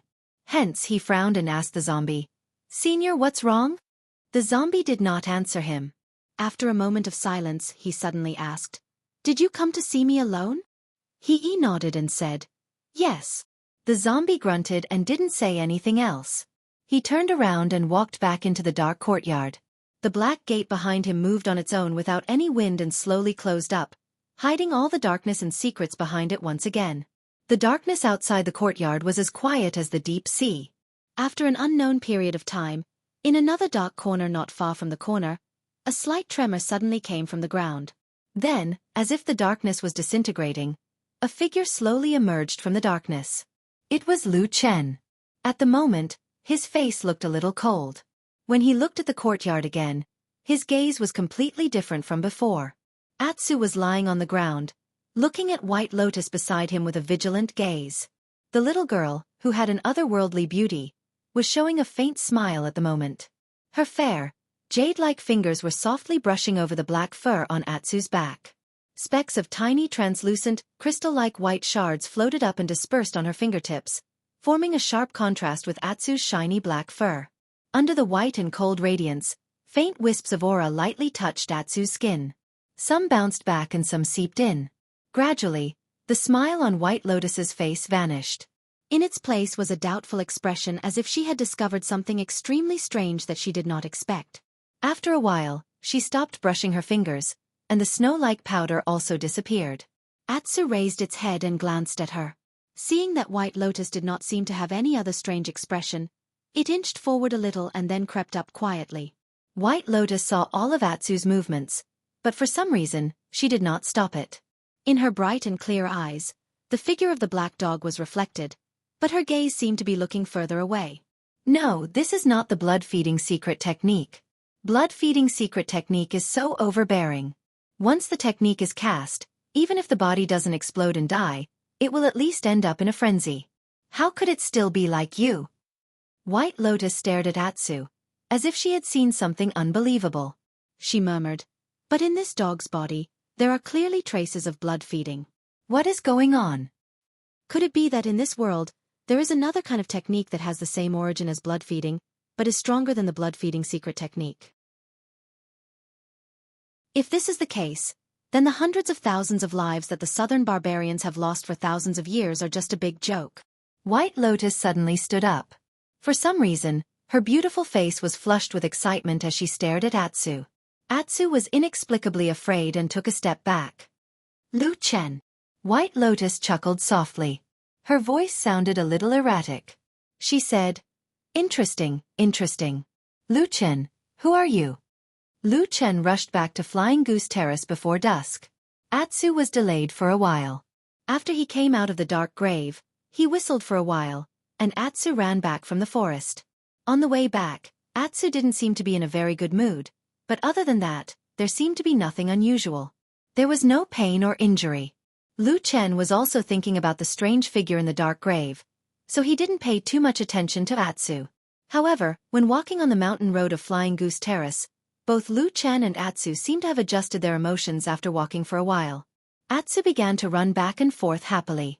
Lu Chen also saw from afar a figure leisurely walking on Flying Goose Terrace in the light of the approaching dusk. For some reason, when he saw the quiet figure of the woman, Lu Chen felt a lot better. He smiled and waved at Su Qingjun from afar, calling out to her. When Su Qingjun heard his voice, she looked back and smiled. When dusk arrived, the golden sunlight spread over the vast sea of white clouds, dyeing the clouds as far as the eye could see a beautiful golden color. The black dog ran happily on the Flying Goose platform. The two of them stood on the flat ground by the cliff, their shadows forming a long shadow. "You're back," Su Qingjun said to Lu Chen. "You really went for a whole day." Lu Chen smiled and said, "Yes. The journey back and forth wasn't short. Plus, I went to many places in the city to buy a lot of things, so it was a little delayed. But at least I made it back in time." Su Qingjun glanced at the bag in his hand, and her eyes showed some curiosity. She said, "What is it? Why are you being so secretive?" Lu Chen chuckled and beckoned Su Qingjun to sit down beside a few rocks. He then took out something wrapped in paper from the bag he carried with him and handed it to her. Su Qingjun took it and felt a slight warmth in her palm. She glanced at Lu Chen, but Lu Chen smiled and did not say anything. He only gestured for her to open the paper and take a look. Su Qingjun stretched out her fingers and gently opened the paper. After lifting the 2 layers of thin paper, she saw what was inside. It was a small black ball, and at the same time, it gave off a strange smell of meat. A hint of surprise appeared on her face. She looked at Lu Chen and asked, "What is this?" "Roasted loach," Lu Chen said with a smile. "Try it, it's delicious." Su Qingjun was stunned and said, "This thing can be eaten?" "Yes."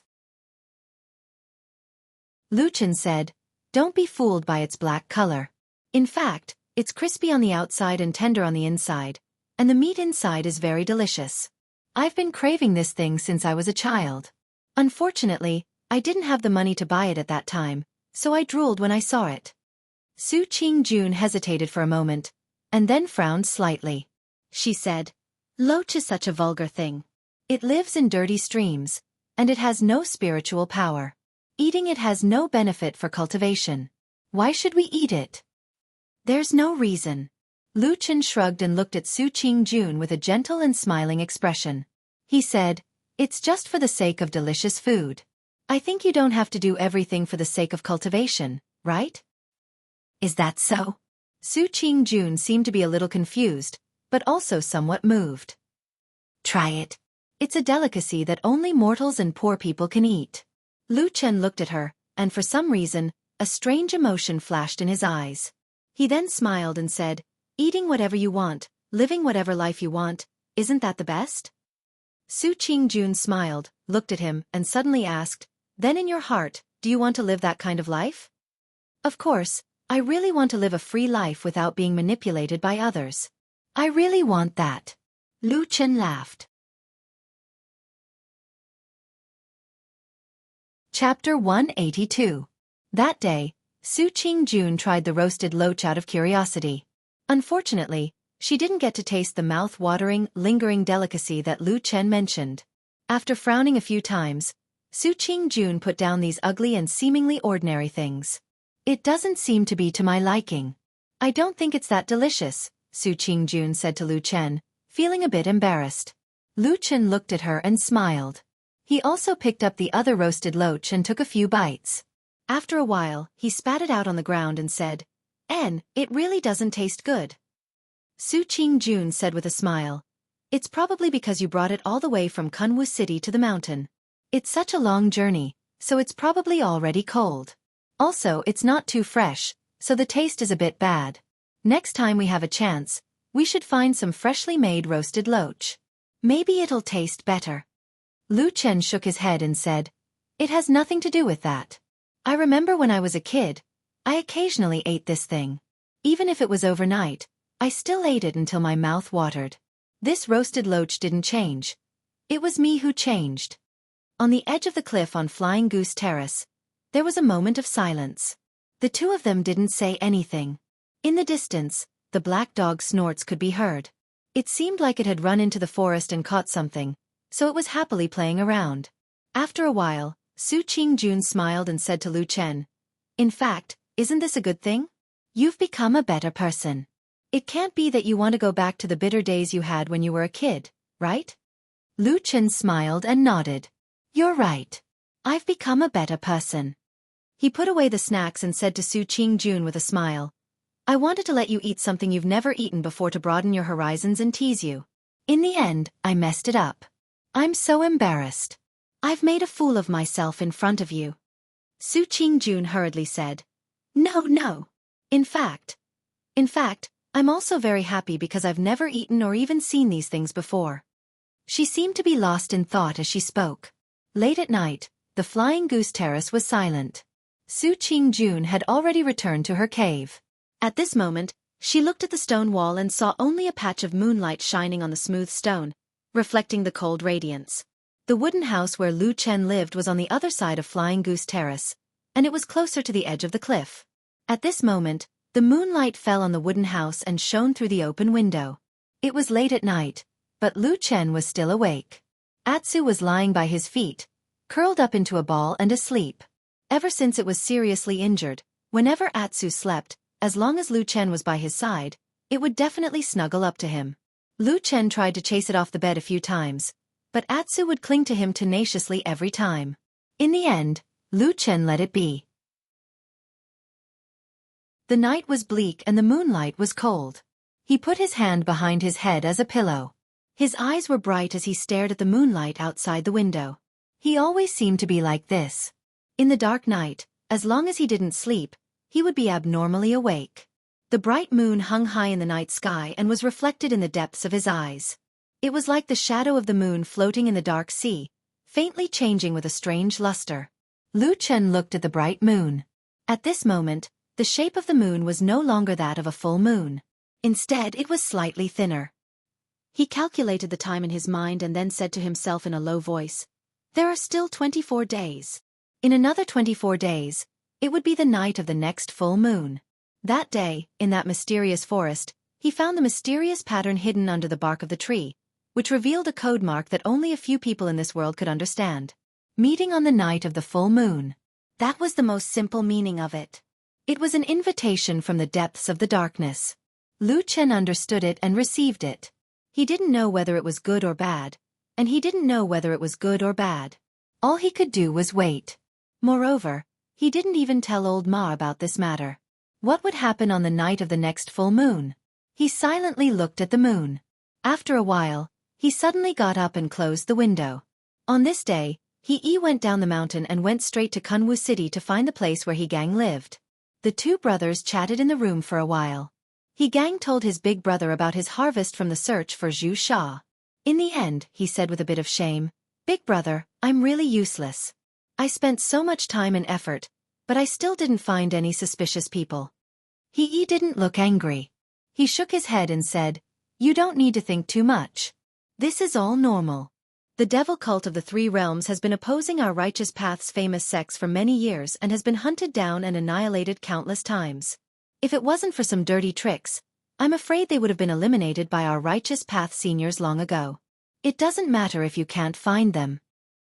He Gang carefully looked at him and said, "Big brother, from what you said, could it be that you have some harvest in other places? I'm just afraid that if this drags on for too long, your master and sect head will become a bit impatient." He said, "It doesn't matter. You don't need to worry about this. In fact, I've already told them about this matter. The devil cult spy who can do such a big thing this time must have an extremely high position in the devil cult, and his cultivation must also not be low. Therefore, it can be imagined that he's hiding very deeply. It's very difficult to find him in a short time." Regarding this, the two masters both nodded. Moreover, on the surface, they also pretended to gradually forget about this matter. But in fact, they might be secretly trying to lure that scoundrel out again. "It'd be great if we could really catch that scoundrel," He Gang said hatefully. He smiled and said, "Don't worry. The Kunlun party has several thousand years of history. It won't let these scoundrels act so easily. Sooner or later, we'll catch them.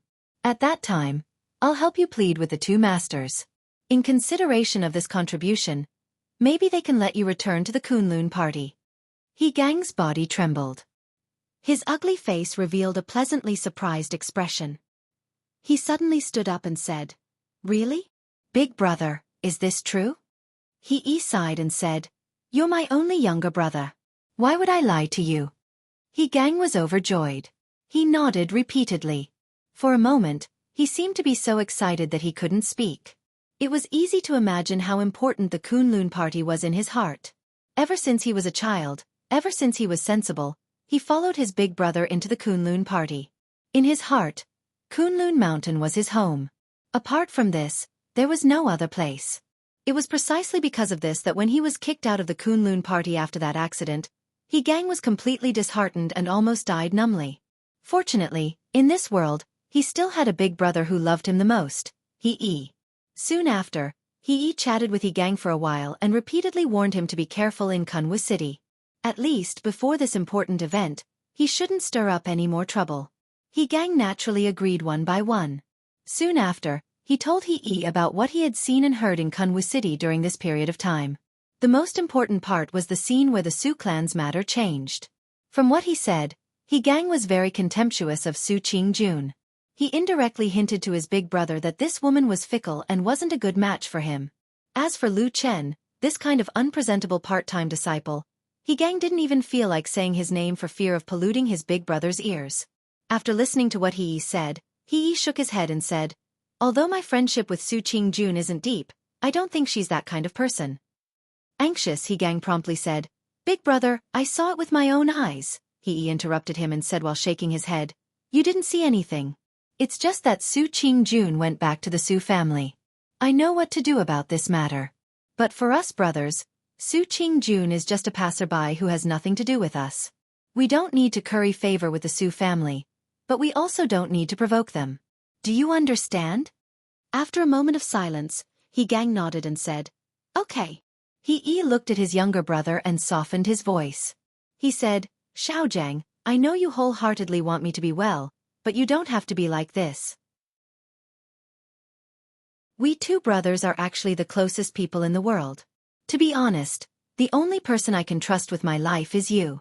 I'll naturally deal with the other matters. You don't need to worry about me now. You just need to be yourself, okay?" He Gang nodded and said, "Yes, I understand, big brother. Don't worry." He smiled and patted He Gang's shoulder. He said, "When you return to Kunlun in the future, you and I will do great things together. The days ahead are still long. Who knows how far we can go in the future? Maybe we can even become the leader of Kunlun. Who knows?" He Gang laughed and nodded repeatedly. A trace of excitement flashed through his eyes. It was as if he was full of expectations and longing for the future. When He left, he did not make a sound. In order to not attract attention, he even changed into another set of clothes and covered his face. Then, he left He Gang's house from another direction. However, after he gradually walked away, an honest-looking man who was pulling a cart suddenly walked out from a corner on the long street behind him. His blank and empty eyes looked in the direction that He had left. Then, he turned around and walked in another direction. After about the time it took to drink a cup of tea, this man brought another person and stood in the same place. He first pointed at He Gang's house, then pointed at the long street that He had left from, and said a few words to him in a low voice. Standing beside him was a fat man. The fat man was Old Ma. Old Ma looked at the bustling street with people coming and going.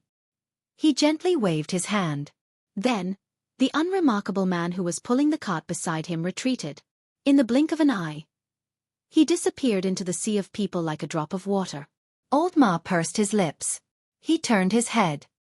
His gaze seemed to be a little cold as he looked at the house. After a moment, he suddenly smiled again. His smile was cold.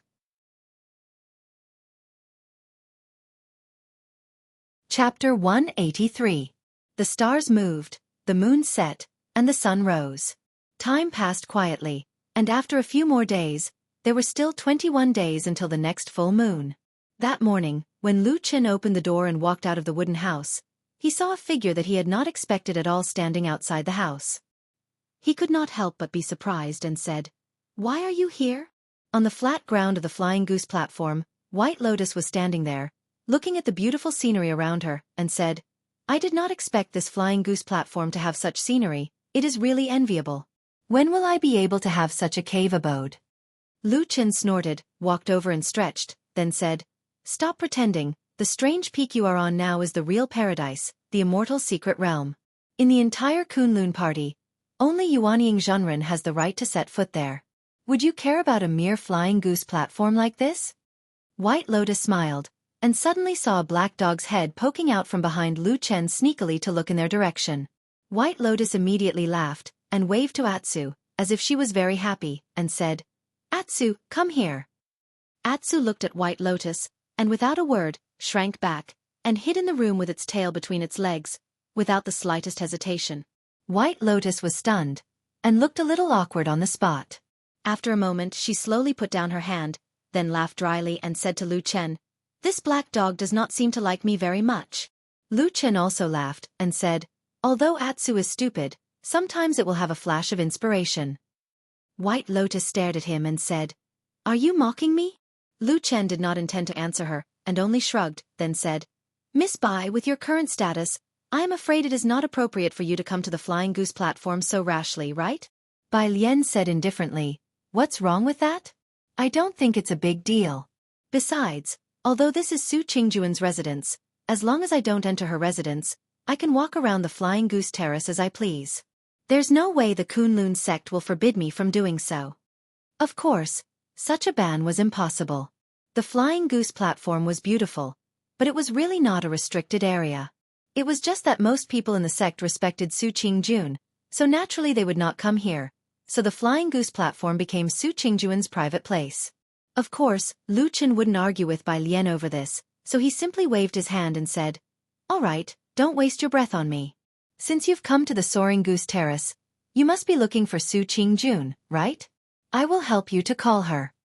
As he spoke, Lu Chen turned around, but a look of amusement flashed across his face. He thought to himself that it was still early. Once Su Qingjun was woken up, she would not be in a good mood. At that time, there might be a good show to watch. Unexpectedly, White Lotus stopped Lu Chen and said, "No need to go, I am not here to look for her, I am here to look for you." Lu Chen stopped in his tracks, and after a soft sigh, he turned around and looked at White Lotus. White Lotus looked at him with a smile that was not a smile, and there seemed to be some slyness in her expression. Lu Chen shook his head and walked over. At the same time, he softened his voice and said with a bitter smile, "I say, didn't we agree before that well water does not interfere with the river, water does not interfere with the well, water does not interfere with the river water? You are now a noble disciple of a true monarch, and you also have a 5-pillar bone that is rarely seen in 1,000 years. With such a noble identity, the entire Kunlun party has to coax and flatter you. You suddenly came to find a useless odd-job disciple like me. What do you want me to do? If someone knows something, I am afraid that there will be countless people coming to investigate me tomorrow." White Lotus laughed and said, "Why, are you very afraid of being investigated?" Lu Chen asked in reply, "Then are you afraid?" White Lotus did not speak. After a while Lu Chen said, "So, it is better for us not to have any contact. You live your good life, and I will drag out my life to be my odd-job disciple. Isn't that good for both of us?" White Lotus looked at him and said, "Originally, I also thought so. I have never been bothered to care about your matters. But there is one thing that I must ask you clearly." Lu Chen frowned and said, "What is it?" White Lotus stared at his eyes and said, "Do you know the blood-feeding technique that is passed down among the shamans of the southern barbarian tribes?" Lu Chen was startled, and then his eyebrows relaxed. It seemed that he had thought of many things in an instant, and also figured out the reason for White Lotus's sudden visit today. But on the surface, he still shook his head, and then replied with abnormal firmness, "I don't know." White Lotus pointed to the wooden house and said, "But I feel the traces of the blood-feeding technique from that dog." Lu Chen almost did not have the slightest hesitation, and directly said, "You are wrong." White Lotus looked at Lu Chen for a long time, and after a while, suddenly smiled, and said, "I feel that you are becoming more and more interesting. It seems that you are hiding more secrets than me." Lu Chen's eyes flashed and said with a smile, "If that is the case, how about we make a deal? What do you say?" White Lotus' face that seemed to be innocent and flawless, at this moment, looked like the smartest and cunning fox in the world.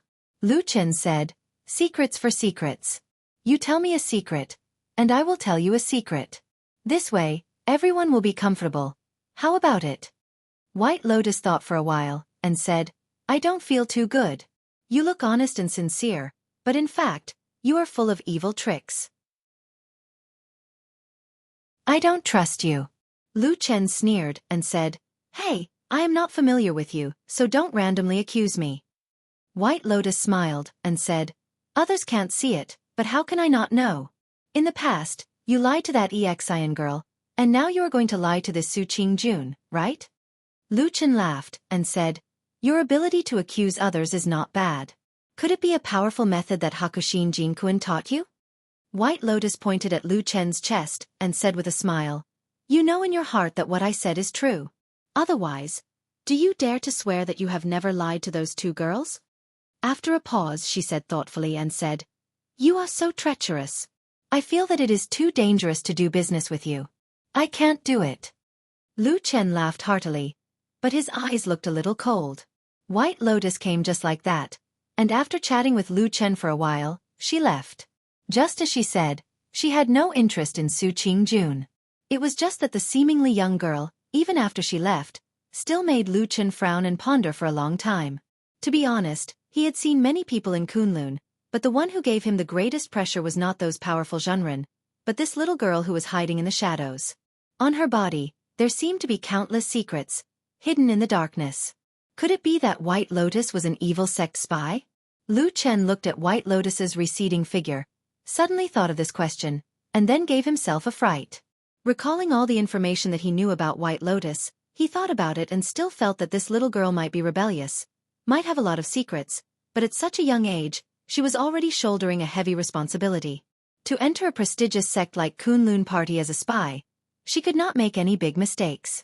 This kind of thing did not seem to be something that a little girl could do, even if White Lotus looked young and mature, even if her talent was so outstanding. If it was possible, Lu Chen did not want to pay attention to White Lotus at all. He was just an ordinary odd-job disciple, and there was a world of difference between him and White Lotus. On the contrary, if the news that White Lotus was paying attention to him spread, it was equivalent to the entire Kunlun Party starting to pay attention to him. This kind of situation for a shadow was simply a situation of absolute death. But if she was not a spy of the devil cult, how could Bai Lian's secret be explained? How could a little girl be able to display the secret sorcery of the southern barbarians? She was just a little girl. Everything seemed to be getting more and more confusing. After discovering that White Lotus had come to Flying Goose platform, Atsu had been obediently staying in the wooden house and had no intention of going out. It seemed that they were particularly afraid of the little girl. It was only after White Lotus had left that Atsu seemed to suddenly breathe a sigh of relief, and its whole body relaxed. Lu Chen walked back to the wooden house and looked at Atsu. His eyes flickered slightly, as if he was lost in thought. For the rest of the day, it returned to its original peaceful state. Lu Chen did his own work, and then at dusk, Su Qingjun came out for a walk. The two of them stood by the cliff for a while, chatting, and then before the sky turned dark, they each said their goodbyes and returned to their own houses and caves. The night was very dark, there were no stars or moon, only the cold wind blowing coldly, as if it was the so-called dark and windy night. Lu Chen sat quietly in front of the window, looking at the dark sky amidst the rustling pines, until midnight. It was already late at night, everything on earth seemed to have fallen asleep. Even the mountains had fallen into a deep slumber. In the wooden house, Atsu curled up at his feet, sleeping quietly, looking exceptionally at ease. Lu Chen quietly stood up, his whole body suddenly slanted. He did not even open the wooden door and just strangely slid out of the window, and then turned over and closed the window. Under the night sky, he blended into the darkness, drifting away into the distance. That mysterious evil sect spy had left a mysterious symbol on the big tree in that forest, although Lu Chen could understand it and guess that it meant to meet on the night of the next full moon, but before that, he would not let go of other suspicious clues. Perhaps that symbol was just a trap with ulterior motives? Lu Chen, in his many years as a shadow, had long learned the instinct to not trust anyone. So when there were other suspicious points, he would not easily let it go. For example, that dark and mysterious righteous grave.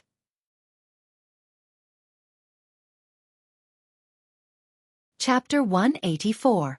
Before that day, Lu Chen had never known about this strange and mysterious place in Kunlun Mountain.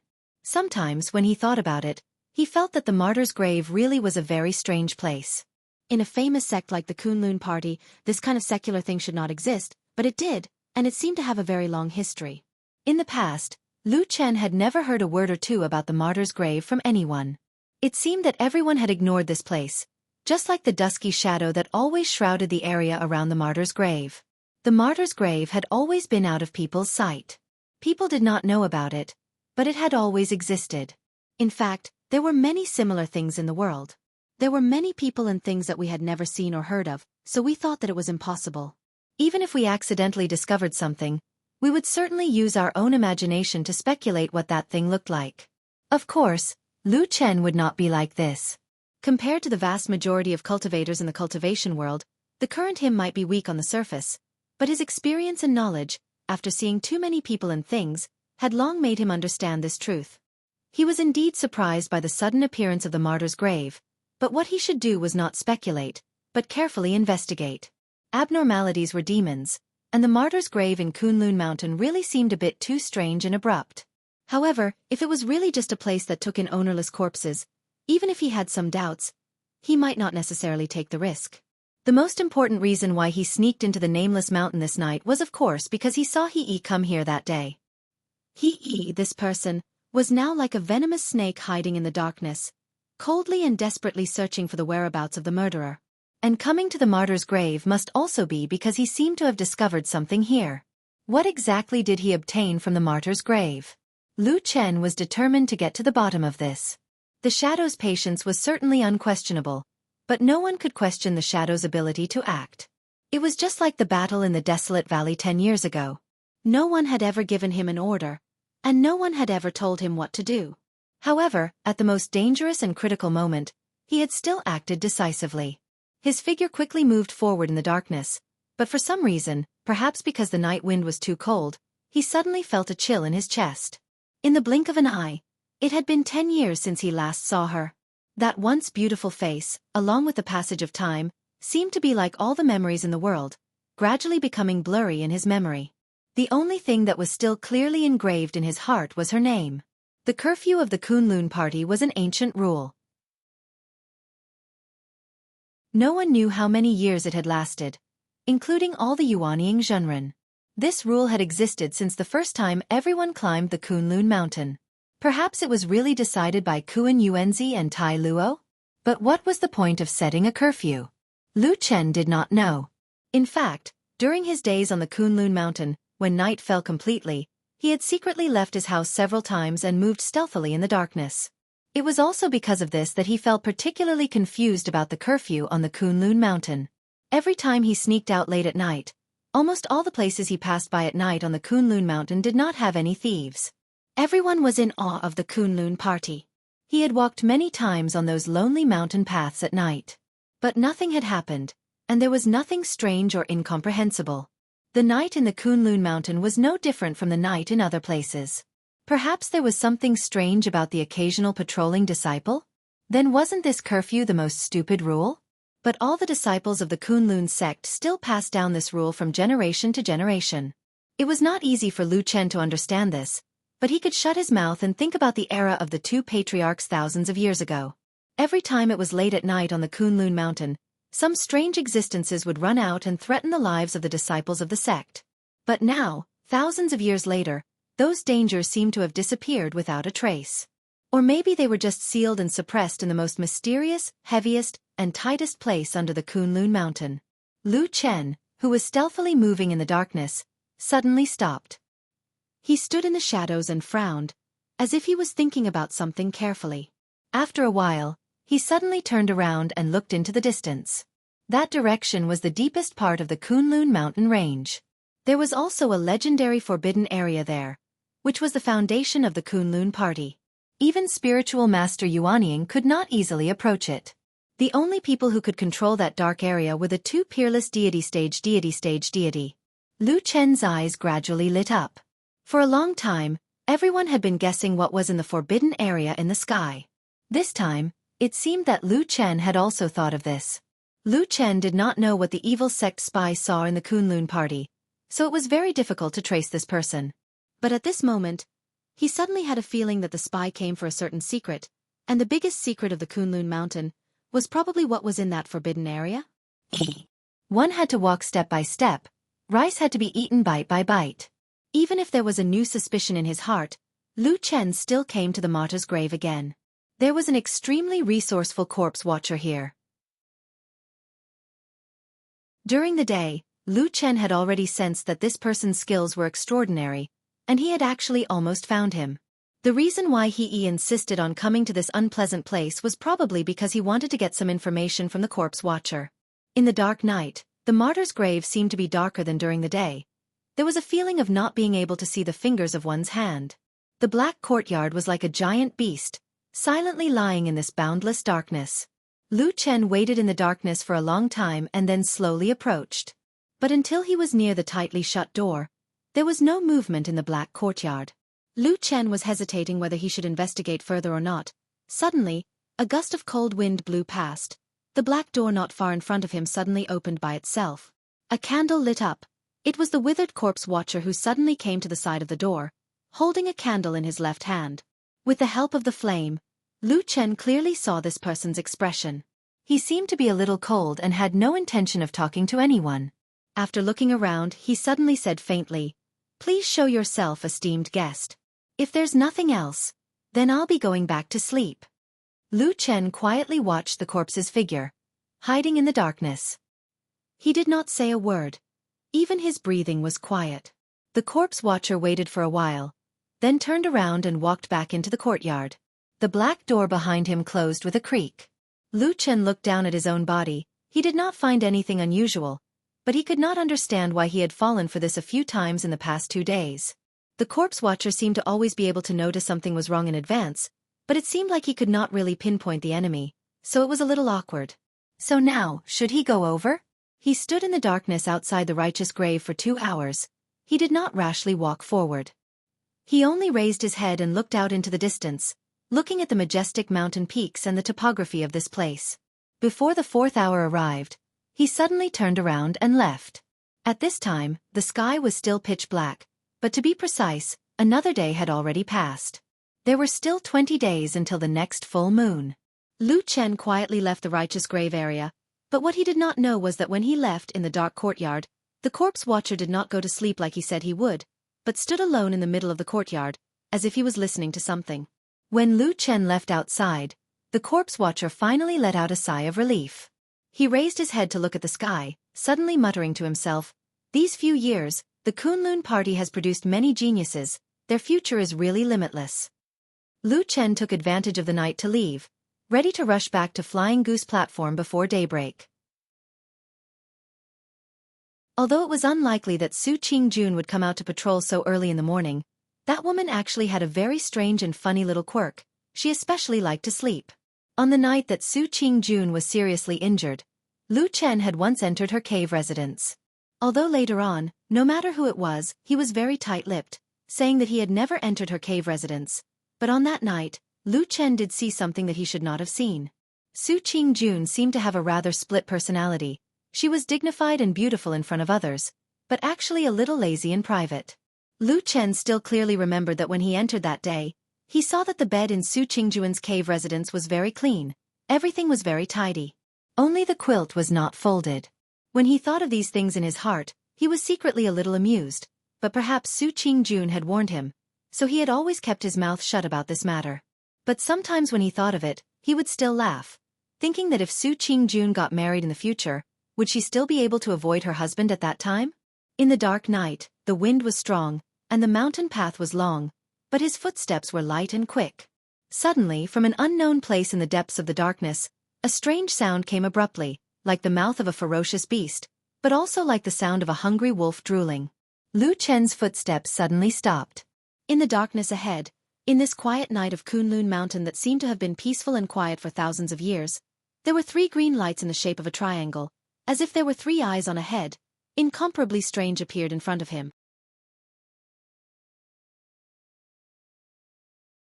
Chapter 185. In the darkness, the shape of the monster's body could not be seen clearly.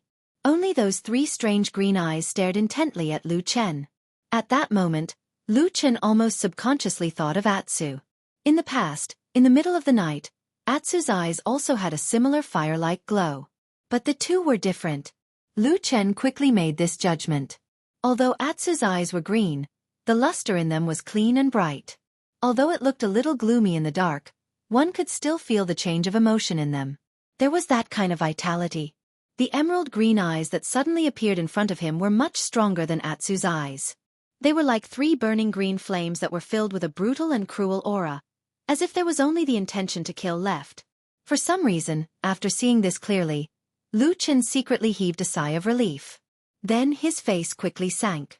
He frowned and looked at the strange monster that suddenly appeared in the dark.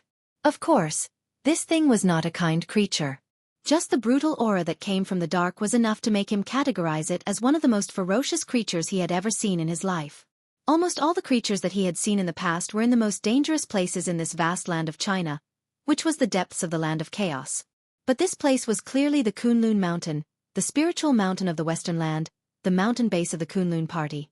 How could there be such a ferocious monster? Many questions flashed in Lu Chen's mind, but he did not think too much about it.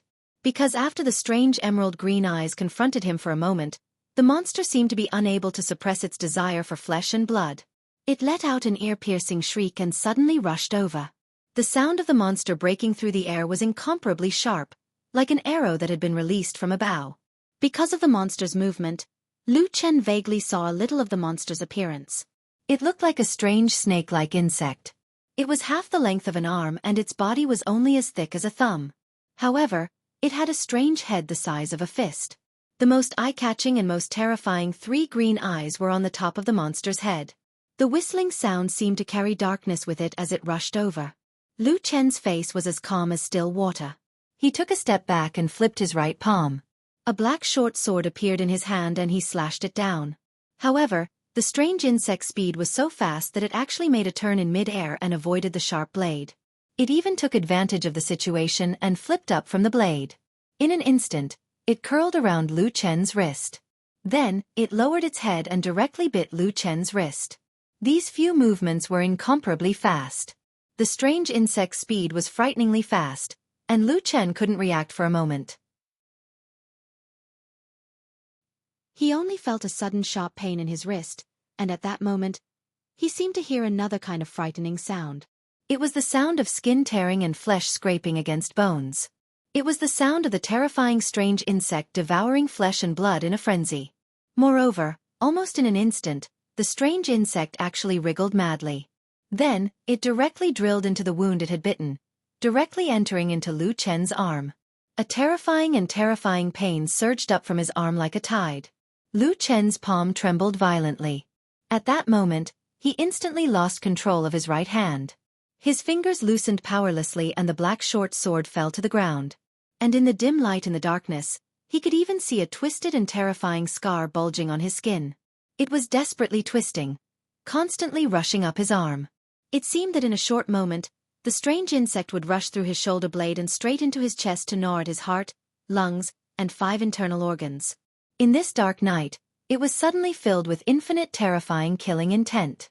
It was as if the whole world had turned into a sheet of ice. Lu Chen suddenly snorted coldly. A dark flame suddenly lit up from the depths of his eyes. At the same time, in the most secret depths of his body, the quiet and lonely 5 elements divine plate suddenly trembled violently and then suddenly flipped over. The black divine plate appeared again. That dot of black flame burned in his chi. In an instant, the black flame flourished.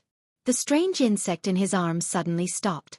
It seemed that in that instant, it also felt something.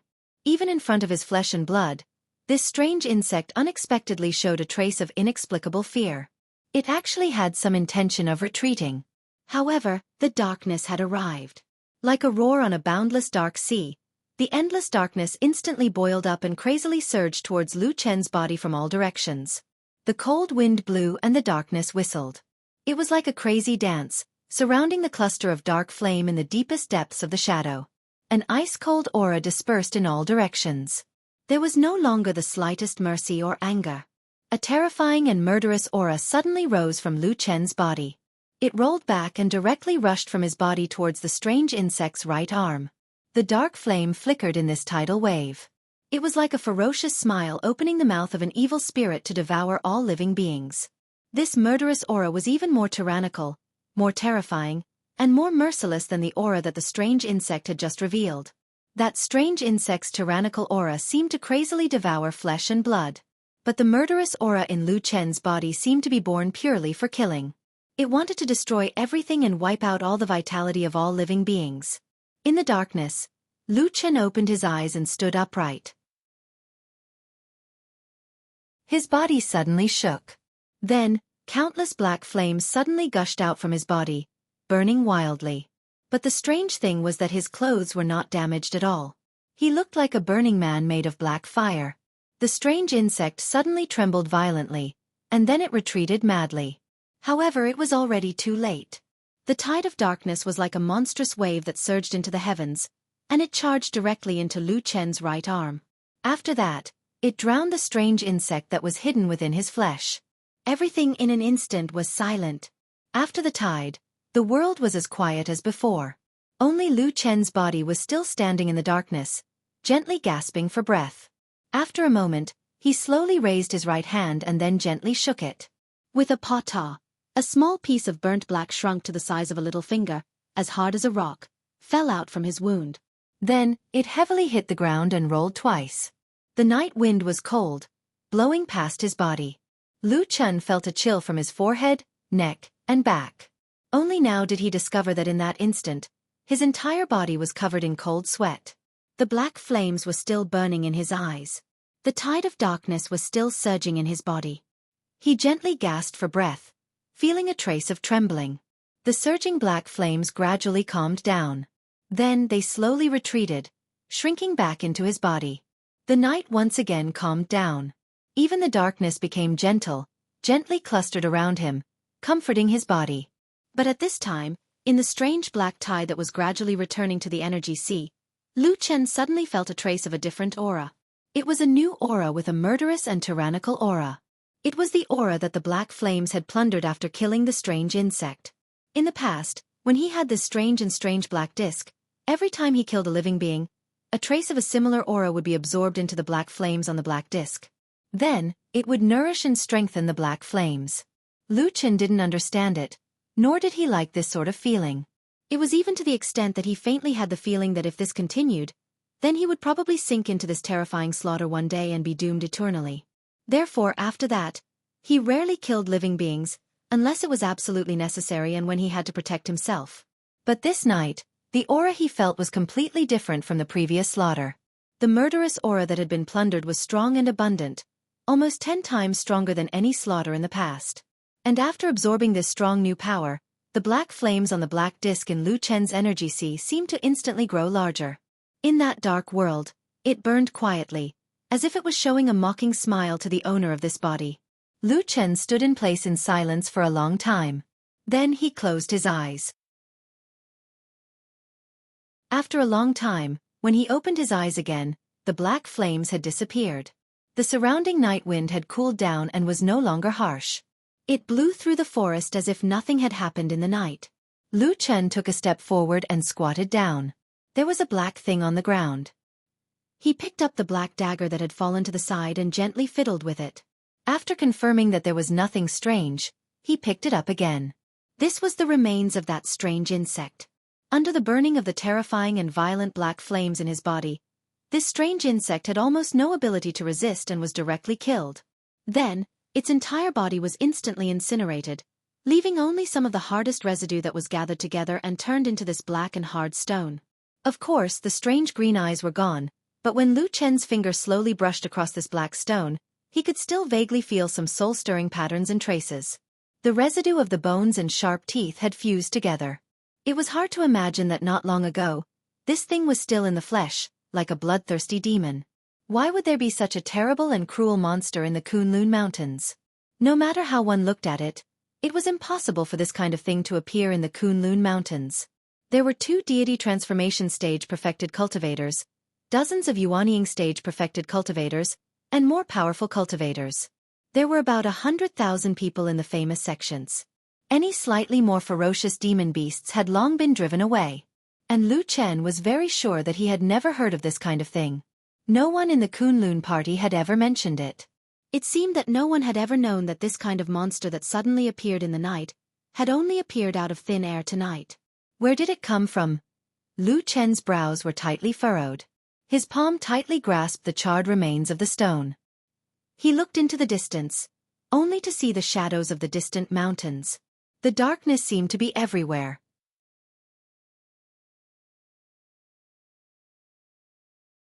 Chapter 186.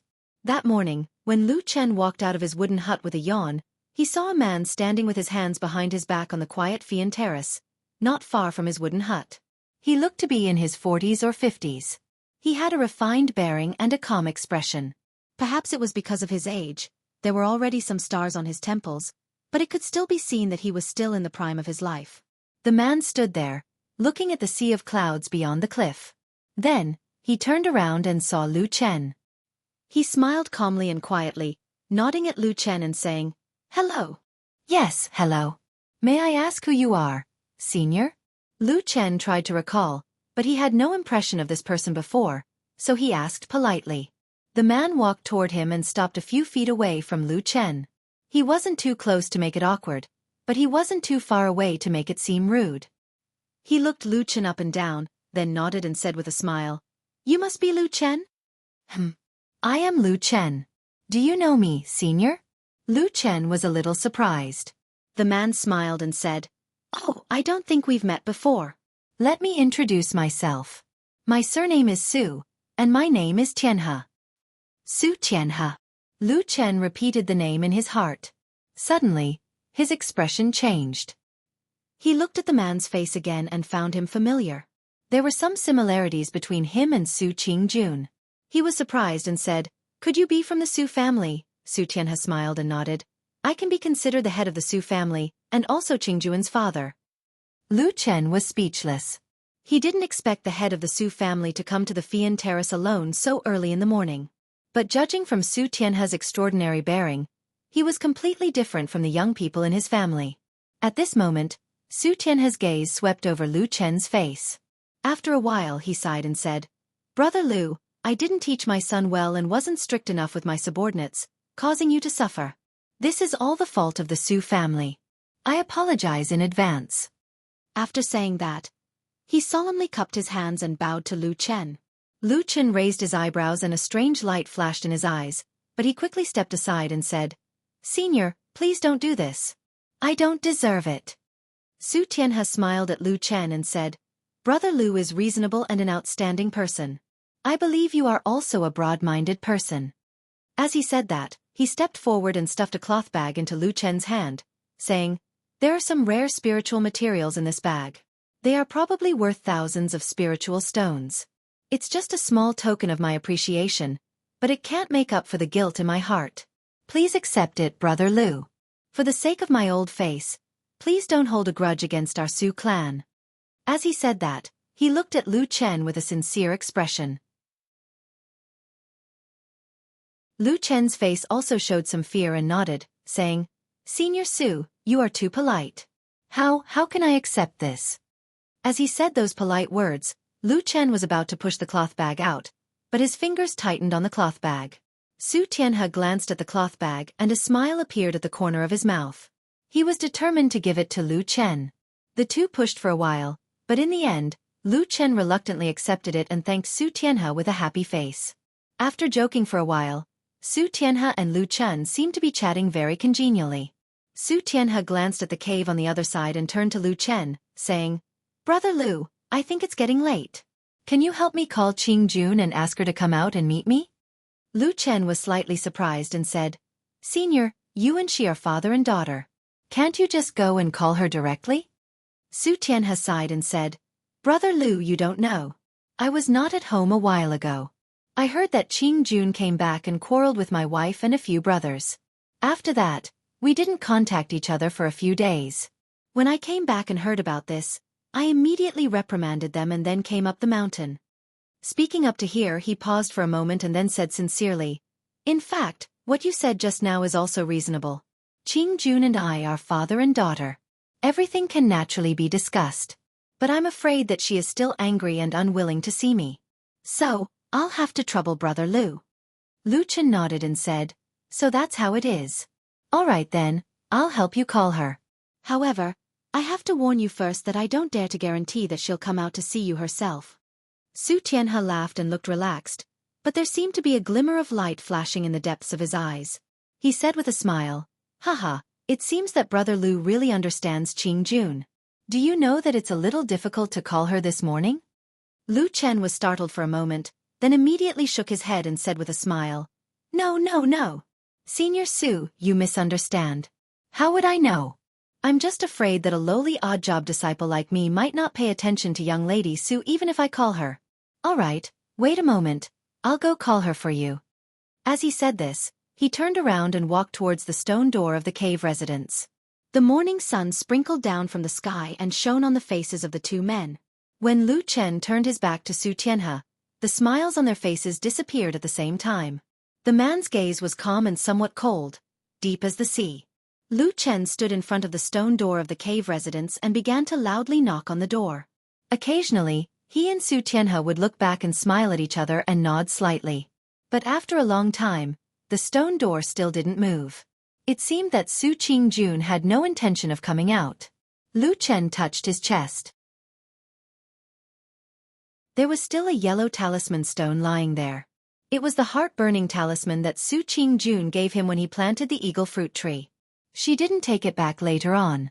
So these days, if he wanted to find Su Qingjun, he wouldn't knock on the door like this.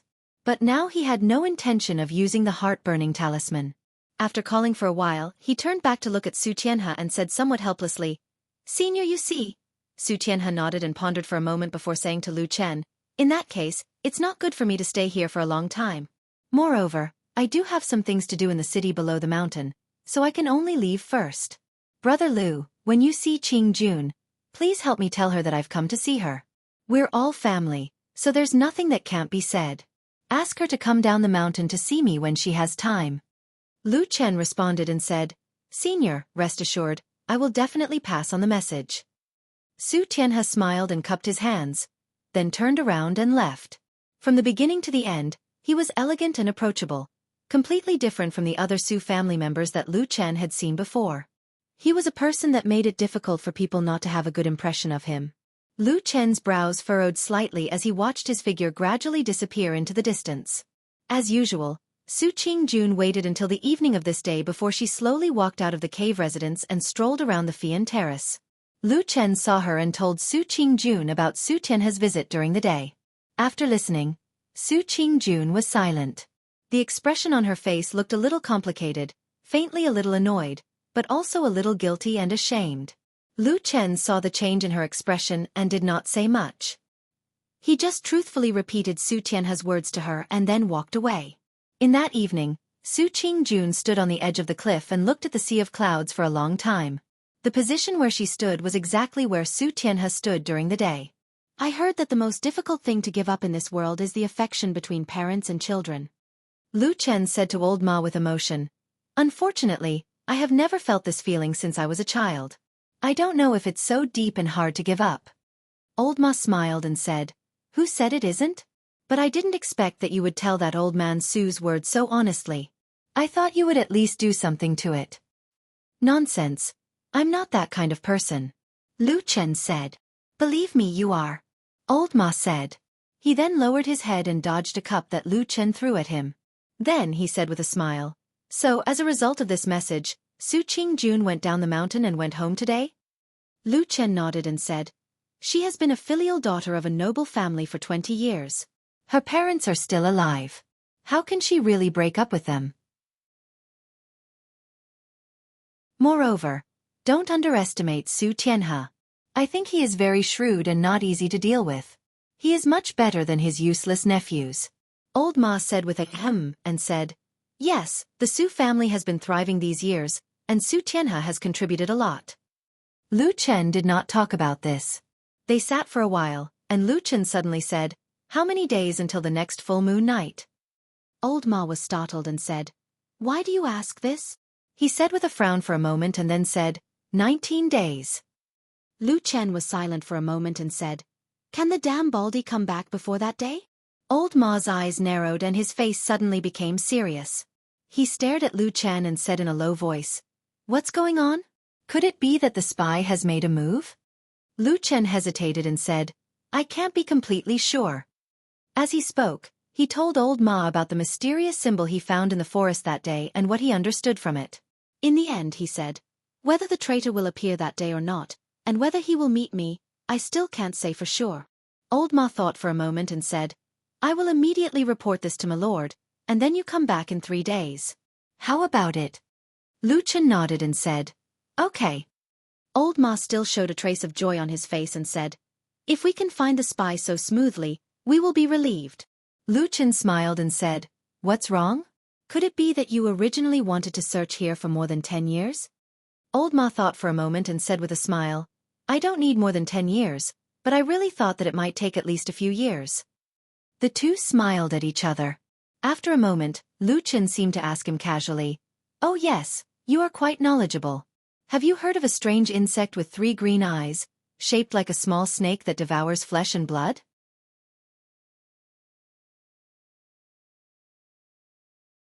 Chapter 187. Old Ma was stunned for a moment and said, "What is it? Tell me in detail." Lu Chen told Old Ma about the appearance of the strange 3-eyed insect he saw last night in detail, but ignored the short but thrilling and extremely dangerous fight. Old Ma also frowned after hearing this. After pondering for a while, he shook his head and said, I have never heard of such a strange and ferocious creature in this world before. Well, I will help you check it later. Lu Chen knew that besides being well-informed, Old Ma also had all kinds of connections. For so many years, he had no confidence in Old Ma, but his confidence in this aspect had never wavered. He nodded and said, "Okay." Old Ma pondered for a moment, and suddenly showed a trace of doubt on his face. He looked at Lu Chen and said, "Strange. This kind of monster is so cruel, and it must have killed many people. How could it appear in a place like Kunlun Mountain?" Lu Chen also nodded and said, "Yes, I also thought of this last night, but I also couldn't figure it out. And I've been on the mountain for so long, but I've never heard of anyone talking about this kind of monster before. Even earlier, there was no news about it. It should have just appeared suddenly?" Old Ma's face suddenly darkened, and he lowered his voice and said softly, "Is it really so coincidental? Could it be that someone has their eyes on you?" Lu Chen also fell silent. After a moment he said, "It shouldn't be. At present, the Su family was the only one who was unhappy with me. However, with Su Qingjun around, they wouldn't dare to act recklessly. Not to mention that Su Tianhe had personally come to the Flying Goose Terrace once. It was obvious that he wanted to ease the relationship between father and daughter. At this critical moment, they won't act recklessly." Old Ma nodded slowly and said, "What you said makes sense, but I always feel that there may be some undercurrents surging in Kunlun Mountain recently. You should be careful." Lu Chen grunted in acknowledgement, then glanced at him and said, "What do you mean by undercurrents? Explain it clearly. Could it be that you've heard some rumors recently?" Old Ma hesitated for a moment and said, "I did hear some news before. It said that there is someone in the Kunlun party, well, at the level of Immortal Yuanying, who is dissatisfied with the current leader Immortal Idol Month." Lu Chen raised his eyebrows, and his expression suddenly became serious. He said softly, "Really?" Old Ma nodded and said, "Most likely true." Lu Chen did not ask Old Ma where this news came from. Years of friendship and getting along with each other had long made him understand the propriety of this matter. Moreover, he also believed that since Old Ma dared to tell him this news, it was most likely confirmed. He pondered for a moment and suddenly laughed, but his voice was still low. He said, "Questioning the current leader, Immortal Idol Month, and there is a perfected cultivator of deity transformation above him. Which Immortal Yuanying is so bold to do so? Will there be any good consequences in the future? Logically speaking, it shouldn't be. Which big shot in that realm is simple? Each of them should be as cunning as a fox." Old Ma smiled and said, "Logically speaking, maybe so." Lu Chen looked at him, and his eyes suddenly lit up. A trace of a smile appeared at the corner of his mouth. He said, "That is to say, there must be something unreasonable in this. Let me think, all the principles in this world can only be justified if there is a foundation. But on Kunlun Mountain, those who can face Immortal Idol Month, including that Hakushin Jinkuan, are all qualified to be unreasonable. Those Yuanying Zenrins are not enough." Old Ma smiled and said nothing. Lu Chen shook his head and sighed. He said, "Damn Baldy, can't hold it in anymore?" Old Ma shrugged and said, "I think it's not that he can't hold it in anymore. It's just that most of the adults are in Zhengxianmeng now, and few are in the sect. Hakushin Jinkuan Mountain is the strongest on Kunlun Mountain. He probably needs to find a few opportunities to make a statement and show his existence." Lu Chen nodded and said, "That makes sense. No wonder those Yuanying Zenrins dare to say such strange things. They have a backer behind them." "Are those two from Bai Chao Tang sect who are talking?" Old Ma said, "I heard that there are 3 or 4 of them, but the loudest ones should be Chen Dang and Mingzhu Zhenren. And they do have a good reason to do so. After all, this time their excuse is related to Bai Chao Tang sect." Lu Chen was stunned. He said, "What's their excuse?"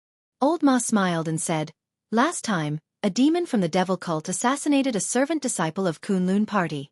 After many days of investigation, there was still no news. Naturally, Bai Chao Tang sect will complain. I think even Zhenren Idol Month can't say anything about it." Lu Chen was silent for a moment. He said, "Good move." On this day, both Su Qingjun and Lu Chen went down the mountain. Flying Goose Terrace was deserted. Except for the cave residence with the closed stone door, there was only a lonely wooden house with a black dog inside. Atsu seemed to be completely used to living in Flying Goose Terrace. Every day after waking up, it would walk around Flying Goose Terrace like a king inspecting his territory. From time to time, it would find a corner or a tree root to pee. Originally, it would run to the cave residence's stone door to do this, but under Su Qingjuan's strong protest and Lu Chen's scolding, Atsu cleverly avoided that area. But sometimes when it looked at the stone wall, there was still a hint of regret in its one eye. Flying Goose Terrace was a secluded place. Usually, people rarely came here. There were no fierce beasts in the forest, but there were many birds. Usually, the birds' clear and melodious chirping added a bit of fairy-like atmosphere to the place. After Atsu patrolled around, it walked to the cliff and lay on the ground, staring blankly at the sea of clouds in the distance. In the past, whenever it was free during the day, Atsu would not stay alone like this. It would often run out into the forest to play, cross mountains and rivers, and run to its heart's content. At that time, it even liked to go to the strange Dog Head Mountain to look for the giant oxen and see the layers of strange beasts on the mountain. Those days seemed to be just yesterday. Back then, Atsu was happy and full of energy every day. But now it was different. Atsu no longer looked for oxen, and it no longer went to the Dog Head Mountain. It even rarely entered the forest. Even if it ran into the forest, it would at most stay near Flying Goose Terrace. It would not go any further. All these changes stemmed from that heart-wrenching and cruel tyranny. It was so badly injured that it almost lost its life. It was so badly injured that it was filled with fear ever since. Since that dark night, Atsu almost no longer trusted anyone other than Lu Chen. Perhaps Xian was an exception. It also stopped looking for the strange beasts in the forest. When it recovered and went to the Dog Head Mountain again, Atsu found that the strange beasts looked at it in a different way. The respect they once had was gone. Instead, it was replaced by mockery, contempt, mockery and ferocity. Who would look up to a dog that was covered in wounds and had only one eye and half of its tail left? When it passed by, the tiger roared at it. The crane pecked its head with its beak. The monkey grabbed a branch and swung it across the sky, reaching out to grab half of the dog's tail and laughing crazily. There were even more beasts that looked on coldly. No matter how the black dog wailed, they were indifferent. Occasionally, when the dog fell in front of them, they would kick it. In all the forests in the world, the strong preyed on the weak. If the strong were to be respected, who would sympathize with you when you were crippled and suffer? Atsu once looked up at the peak of the mountain. The huge figure was lying there as usual. It looked like it was sleeping, but it also looked like it could not be bothered to care about these trivial things. After that, Atsu left that place and never returned. Since then, it stayed by Lu Chen's side even more. Even if it was a dark night, it would curl up next to Lu Chen to sleep. That day, the sun was warm. It shone on the sea of clouds and the black dog's body. Atsu yawned lazily and lowered its head to the ground. It felt a little bored. It glanced at the mountain path that led down from the Flying Goose platform. There was no one on the mountain path. It knew that there was still some time before Lu Chen returned. A few crisp chirps of birds came from the forest. Atsu thought for a while, then got up and walked toward the back of the mountain. It seemed to have a love for the forest in its body. It liked the feeling of being in the forest. Walking into the forest behind the Flying Goose platform, there were old trees and vines that had grown for many years everywhere. The air was filled with a fresh scent, which made Atsu feel much better. It sniffed everywhere and seemed to be happy. Even its footsteps became lighter. Just like that, it walked and stopped, running and jumping. The changing light and shadow in the quiet forest was like a paradise that belonged only to the black dog. Suddenly, Atsu stopped in its tracks. It raised its head and stared ahead with its only eye. There was a big rock next to a big tree over there. A figure stood under the rock. At that moment, it heard the noise and turned to look. When its gaze swept across Atsu, it smiled. It was White Lotus. This mysterious and beautiful fairy-like girl suddenly appeared in the forest behind the Flying Goose Terrace. At first glance, she seemed to be a beautiful fairy in this emerald green forest, but for some reason, there seemed to be a trace of an indescribably strange aura about her. She smiled and waved at Atsu. Then, she lay on the rock and looked forward, as if she was secretly peeping at something. Atsu was a little hesitant. It instinctively wanted to step back, but after a moment, White Lotus waved at it again. Atsu slowly walked to her side. White Lotus pointed behind the rock and whispered to Atsu. Look! Atsu also became a little nervous. It secretly poked its head out and saw that in the open space in the forest about 6 feet behind the rock, there was a guinea pheasant standing on the ground, looking for food in the fallen leaves with its head down. It was also at this moment that Atsu suddenly heard a soft and somewhat bewitching voice, like the whisper of the devil floating beside it. The pheasant's meat must be delicious. Atsu's body suddenly tensed up.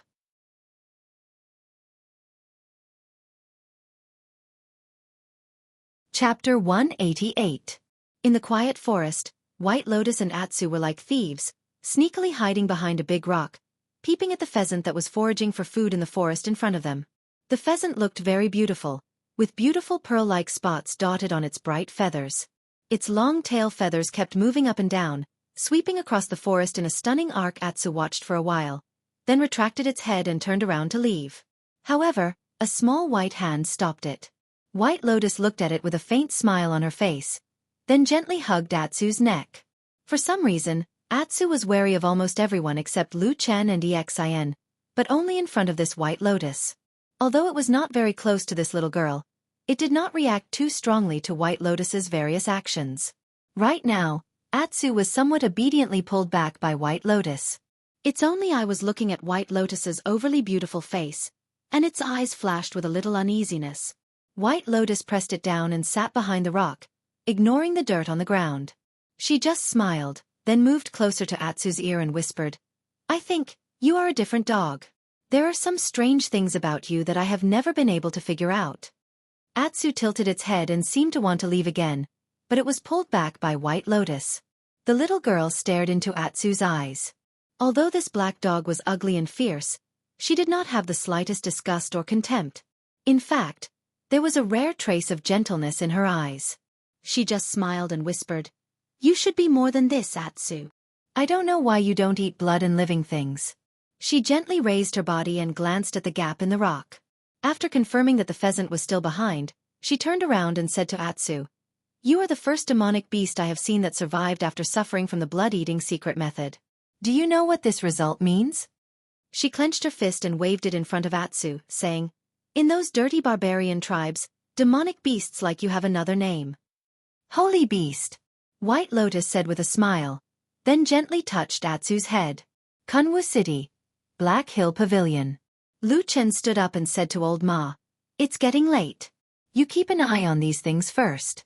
"Later we will." Before he finished speaking, Old Ma stretched out his hand and stopped him, saying, "Don't go yet. I still have something to tell you."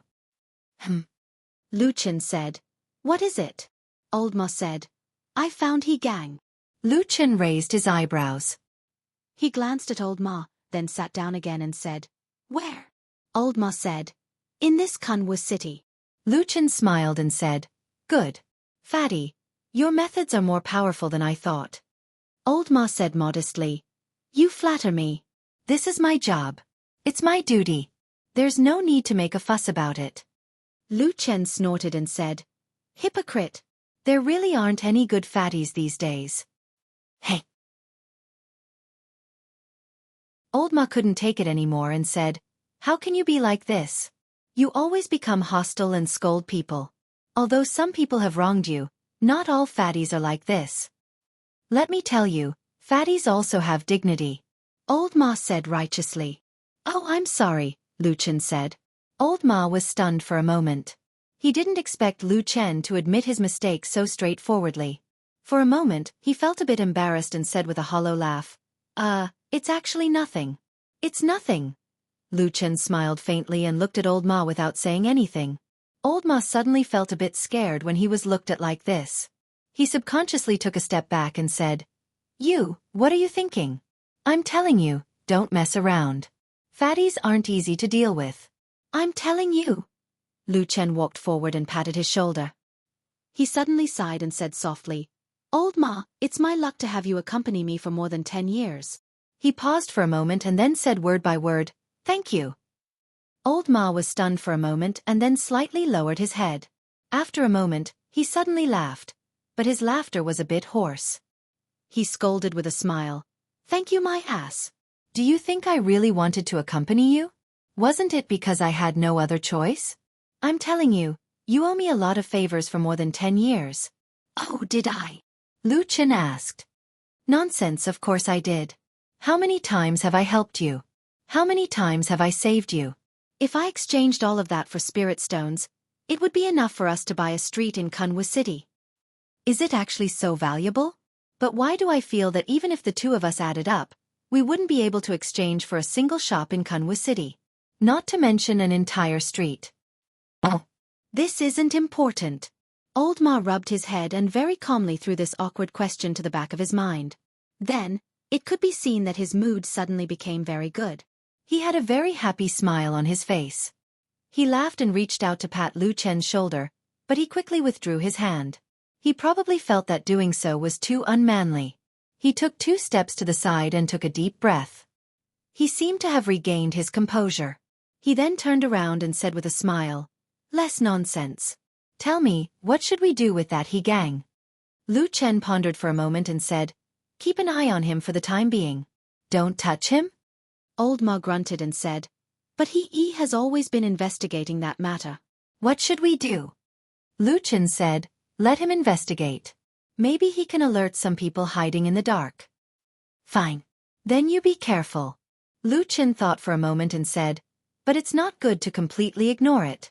You find someone to keep an eye on that guy. Otherwise, when we're about to make a move, we can't suddenly find him." Old Ma nodded and said, "Of course that's not a problem. But what do you plan to do about making a move?" Lu Chen smiled and said, "This depends on he. If the time is right, we can use his most valued younger brother to force him. Presumably, he will also do something unexpected." Old Ma glanced at him and nodded in agreement. Lu Chen was silent for a moment. Then, he suddenly smiled bitterly and said, "What I said?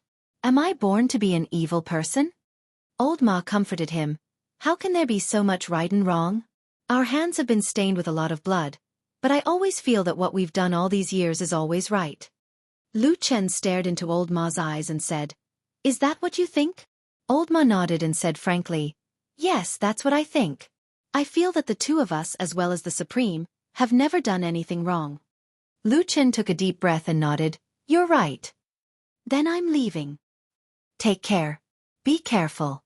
I'll find a chance to go down the mountain in a couple of days." Lu Chen said. Old Ma sent him to the door of the Black Hill Pavilion and said, That's fine. It's all up to you. In short, it's all about your own safety. Don't force yourself." Lu Chen smiled and turned to leave. But Old Ma suddenly seemed to remember something and asked him, "Right? You told me about the 3-eyed strange insect earlier. What? Did you think of something?" Lu Chen turned to look at him. Old Ma shook his head and said, "That's not it. I'm just a little curious. If that strange insect was as fierce and gluttonous as you said, there would have been a fierce battle when it met you that night?" He looked at Lu Chen and asked, "What was the result of the battle?" Lu Chen closed his eyes for a moment, and then he shrugged and said, "That strange insect really was ferocious and very troublesome. I was thrown into confusion when it suddenly charged out, and I was almost injured by it. But then I used a dagger to defend myself. After a few rounds, the strange insect couldn't do anything to me and ran away." As he said this, one of his hands hung at his side. In the sleeve of his robe, there was a hard and coarse charred black stone gently rolling in his palm. There were some fierce marks on it. Old Ma let out an "ah" and looked a little disappointed. "I see. Didn't the strange insect leave anything behind? Any bones, limbs, or pieces of flesh would do. Perhaps it would be easier to find it this way." He paused for a moment and smiled. "Looks like you've recovered well recently. Although your cultivation has been crippled, your combat power is not low." Lu Chen was silent for a moment. He looked at Old Ma. His lips moved slightly, but he still pursed them. He curled his fingers and clenched the remains of the strange insect in his hand. Then he smiled and said, "Yes, I didn't leave anything behind." "You slowly go over and bite its neck." Bai Lian's voice reverberated through the quiet forest, reverberating in Tu's ears. It was as if the first time they had met, the scene of blood-stained red once again appeared before his eyes. Atsu's breathing began to quicken. White Lotus looked at Atsu. There was a hint of excitement in her eyes. It was the kind of joy a girl would have when she saw her favorite toy. There was also a hint of strange cruelty in her eyes. Go, go. You are different from the other demonic beasts. They should be ants crawling under your feet. You're the holy beast that's rarely seen in 100 years. Go bite it and drink its blood. Atsu slowly turned its head. Its only eye reflected the figure of the pheasant. There was a touch of blood, but it seemed to be struggling. After killing and drinking blood, you'll be completely different, Atsu. White Lotus gently squatted beside the black dog and stroked its head.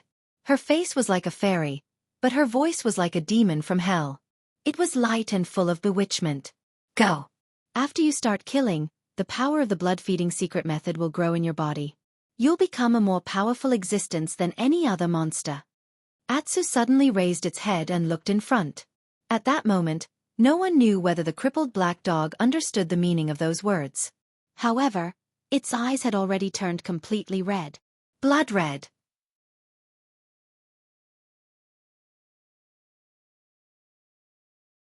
Chapter 189. The days passed quietly, and a lot of things happened naturally. Su Qingjun went back to the Su family. Under the comfort and persuasion of her father, Su Tianhe, she finally reconciled with her family. Originally, they had been a family of blood relatives for decades. How could they really cut off this familial love? Moreover, Su Tianhe gave his genius daughter enough face and punished the 3 brothers of the Su family. Even Su Qingjuan's mother, Madame Bai, had tears in her eyes. She hugged Su Qingjun and cried. As a result, after the storm, the Su family became harmonious again. However, after this time, the entire Su family clearly saw that Su Qingjuan's status in the family was like a crane in a flock of chickens, and no one could compare to her. After returning to the mountain, Su Qingjun saw Lu Chen. She was a little embarrassed, but she still told him about it. Lu Chen just smiled and congratulated her. He didn't say much, nor did he complain about the pain and suffering he had suffered in vain. Su Qingjun wanted to make it up to him, but she didn't know what to do at the moment. She thought that there was still a long way to go, so she wasn't in a hurry. In any case, now that Lu Chen had the status of a nominal disciple, she had a reason to take care of him. In the future, she would find a chance to accept him as a direct disciple. She would provide him with all kinds of resources and elixirs.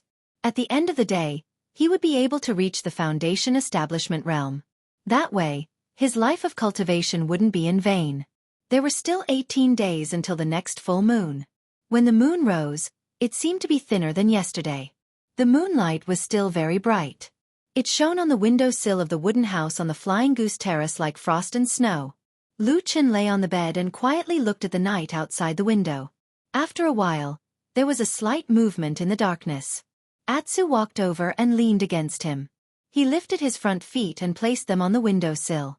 He also looked at the moon outside. The moonlight shone on the man and the dog, and it was as soft as water ripples. Lu Chen reached out to touch Atsu's body and found that the black dog was staring at the moon in the sky in a daze. Its only eye was shining with an inexplicable brilliance, like a black, transparent gem. There was a hint of loneliness in his gaze. He looked forward to it. Lu Chen looked at Atsu quietly and did not disturb it. After a while, Atsu turned around and looked at Lu Chen again. Under the moonlight, Atsu's single eye flickered and gradually became gentle. Then, it obediently lay down beside Lu Chen, snuggled up to him, closed its eyes, and fell into a deep sleep. Lu Chen closed the window and darkness descended upon the room. For a moment, he suddenly wished he had a mirror so that he could look at his own face and eyes. Because just now, he suddenly felt an inexplicable sense of familiarity from Atsu's gaze. It was just like him 10 years ago. These few days when it was late at night, Lu Chen would secretly go out and walk through the mountain paths of the Kunlun Mountains in the dark, carefully testing the boundless darkness. However, the strange strange insect never appeared again. That soul-stirring and dangerous encounter that night seemed to be an accident, or perhaps it was just an inexplicable coincidence. If it were not for the fact that Lu Chen was still holding a hard, charred stone in his hand, the scene that night might really be like a dream and not real. However, the rough feeling of the black stone in his hand kept reminding Lu Chen of the evil behind the stone. When it was late at night, when even Atsu was immersed in dreamland, Lu Chen quietly left Flying Goose Terrace and walked into the deep night. He did not tell old Ma the whole truth about the strange three-eyed insect, especially when he had already killed such a monster.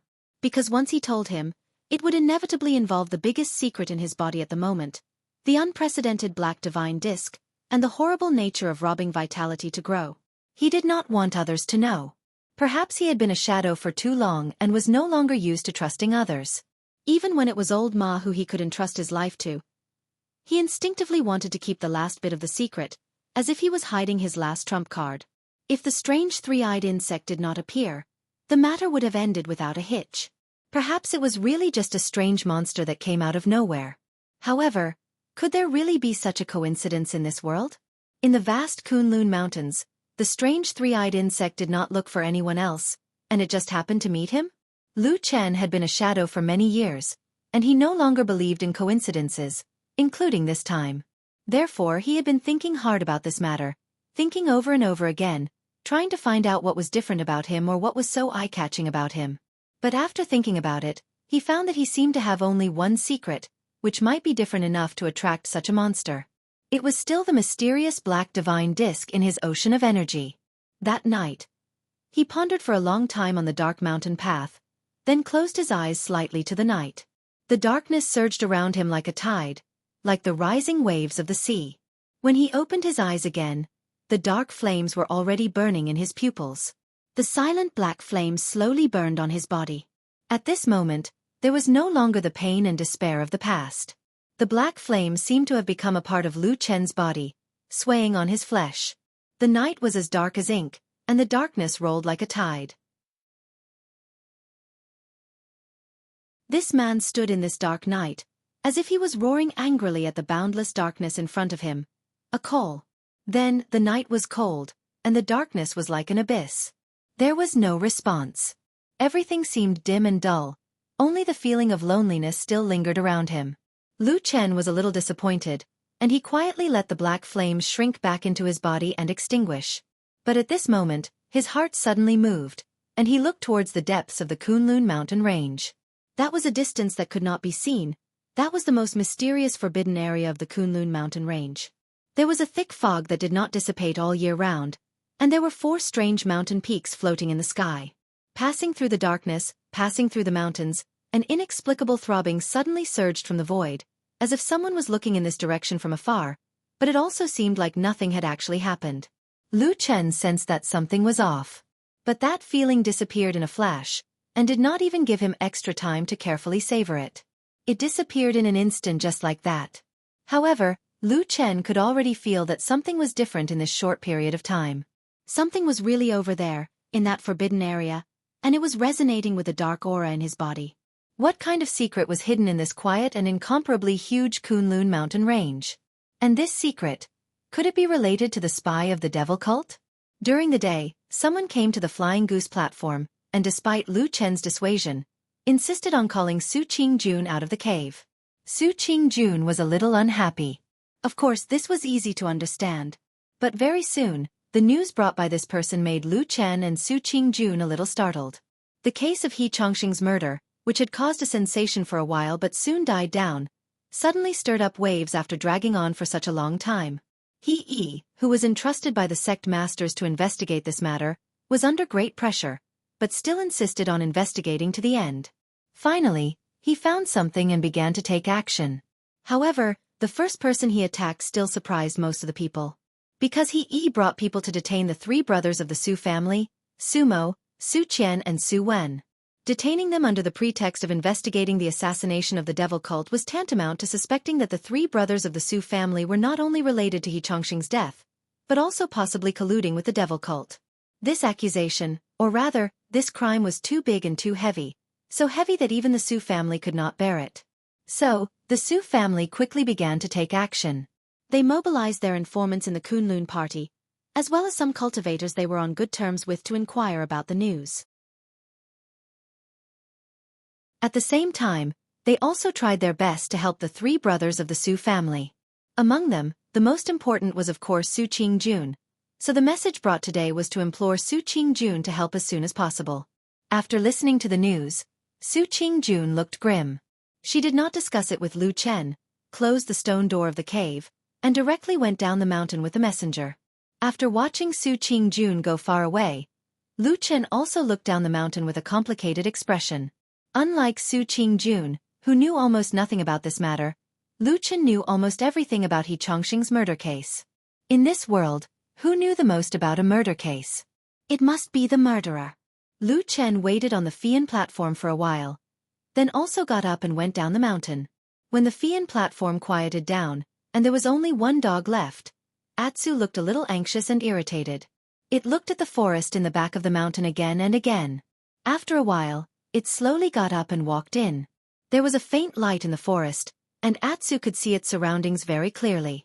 As it walked, it heard the familiar chirping of birds. However, that day, Atsu did not meet White Lotus again. In fact, after meeting White Lotus that day, Atsu did not see her again. The little girl, who was only a little over 10 years old, seemed to be busier than most adults. Not seeing White Lotus, Atsu did not seem surprised, and even looked a little more relaxed. But soon, its body tensed up again, because it saw a little bird suddenly fly to the ground in front of the forest, using its beak to search for food in the thick layer of leaves. Almost without any hesitation, Atsu slowly approached it. Its figure and movements were almost silent, as if it was born to do so. Like a genius hunter, it slowly approached the bird. Suddenly, the black dog pounced on the bird, and before it could startle it, it bit its wing.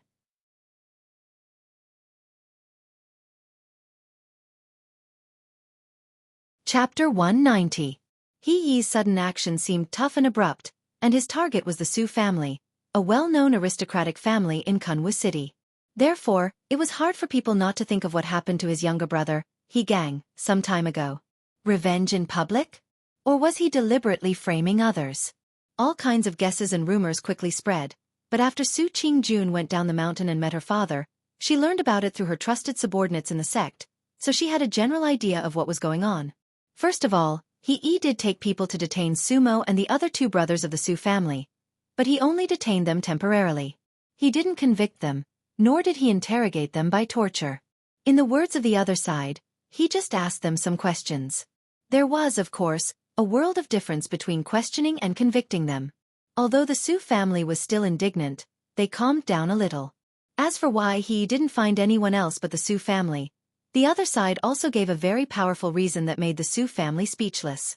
Before He Chongqing's accident, the three brothers of the Su family had ganged up on and humiliated He Chongqing in the fragrance garden. To put it bluntly, they beat him up and threatened him. Then, a few days later, He Chongqing died. If this was not a big suspicion, then no one was more suspicious. When Su Tianhe and the others learned about this, they were also speechless for a long time. But after all, he was a blood relative of the Su family, so they couldn't really give up. Therefore, the Su family still tried their best to mobilize all kinds of connections in the Kunlun party to plead for him. But this method, which had always been successful in the past, ran into a snag this time. The reason was that He Yi didn't fall for it, and the other virtuous elders in the sect declined one after another, unwilling to get involved in this trouble. For this reason, Su Qingjun even went to find her master, Masato Kahara, and the answer she got was, first, make it clear that if there was nothing wrong, nothing would happen, and they would let him go. Second, this matter was very troublesome. It was said that even immortals paid attention to it. Ordinary people, including immortal Yuanying, didn't want to get into trouble. In a somewhat anxious and angry mood, the Su family secretly made up their mind to find trouble with He Yi. But soon, their anger turned into surprise. The three brothers of the Su family had been questioned separately. Most of the time, the three of them could answer most of the questions. However, when He Yi asked the crucial question, which was the night He Chongqing died, where the three of them had gone, Su Qian and Su Wen both gave their own testimonies. However, after Su Mo answered, it was unexpectedly proven that he was lying. Sumo said that he slept alone in his residence that night, but very soon, someone proved that he went out, and then several people saw him. As for asking where he went after that, Sumo was dumbfounded and couldn't answer for a long time. Of course, there was something wrong with this situation. Needless to say, Su Qian and Su Wen were released, but only Sumo was detained. But this time, it wasn't so polite. She was directly detained in a secluded quiet room, which was equivalent to being locked up. After that, there wasn't much news, but as it spread, it gradually became dark. Because it was said that he was eager to make a contribution, and planned to, or had already started to try to use torture on Sumo. Retribution in the present. Retribution in the present. Lu Chen arrived at the Black Hill Pavilion opened by Old Ma in Kunwu City. Listening to Old Ma's gloating tone, Lu Chen couldn't help but shake his head and say, "Don't be too happy. We still don't know whether this news is reliable or not. It's all spread by others. Who cares?" Old Ma laughed and said, "In any case, I've long disliked that guy Sumo. It's best if he suffers a bit more. Unfortunately, my identity is limited, otherwise I really want to go and see with my own eyes." Lu Chen waved his hand. He was too lazy to argue with Old Ma about these things. He sat there and pondered for a moment before saying, "This time, he acted without any warning. Almost no one knew about it beforehand. It feels a bit strange. It seems like he suddenly got hold of some information, so he began to vigorously investigate." Old Ma frowned and the smile on his face faded a bit.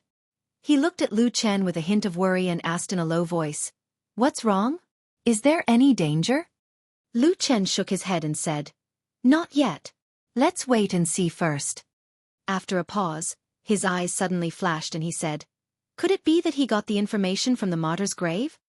Old Ma walked to the side and returned after a moment. He handed him a letter and said, "Take a look yourself." Lu Chen glanced at the envelope and saw that there was no signature, no specific name, and no word on the envelope. He took out 2 pieces of paper. After reading it, he suddenly nodded and then sighed softly. "The damn Baldy said that he will rush back 3 to 5 days before the next full moon night." Old Ma smiled and said, "You see, I told you long ago that the old man still likes you the most. Even if you are a little uncertain, he is still willing to believe you." Lu Chen didn't comment, but he was still silent for a while. Then he stood up and walked 2 steps in the room. He said to Old Ma, "You pay attention to he gang these days. It's better to send more people to keep an eye on him.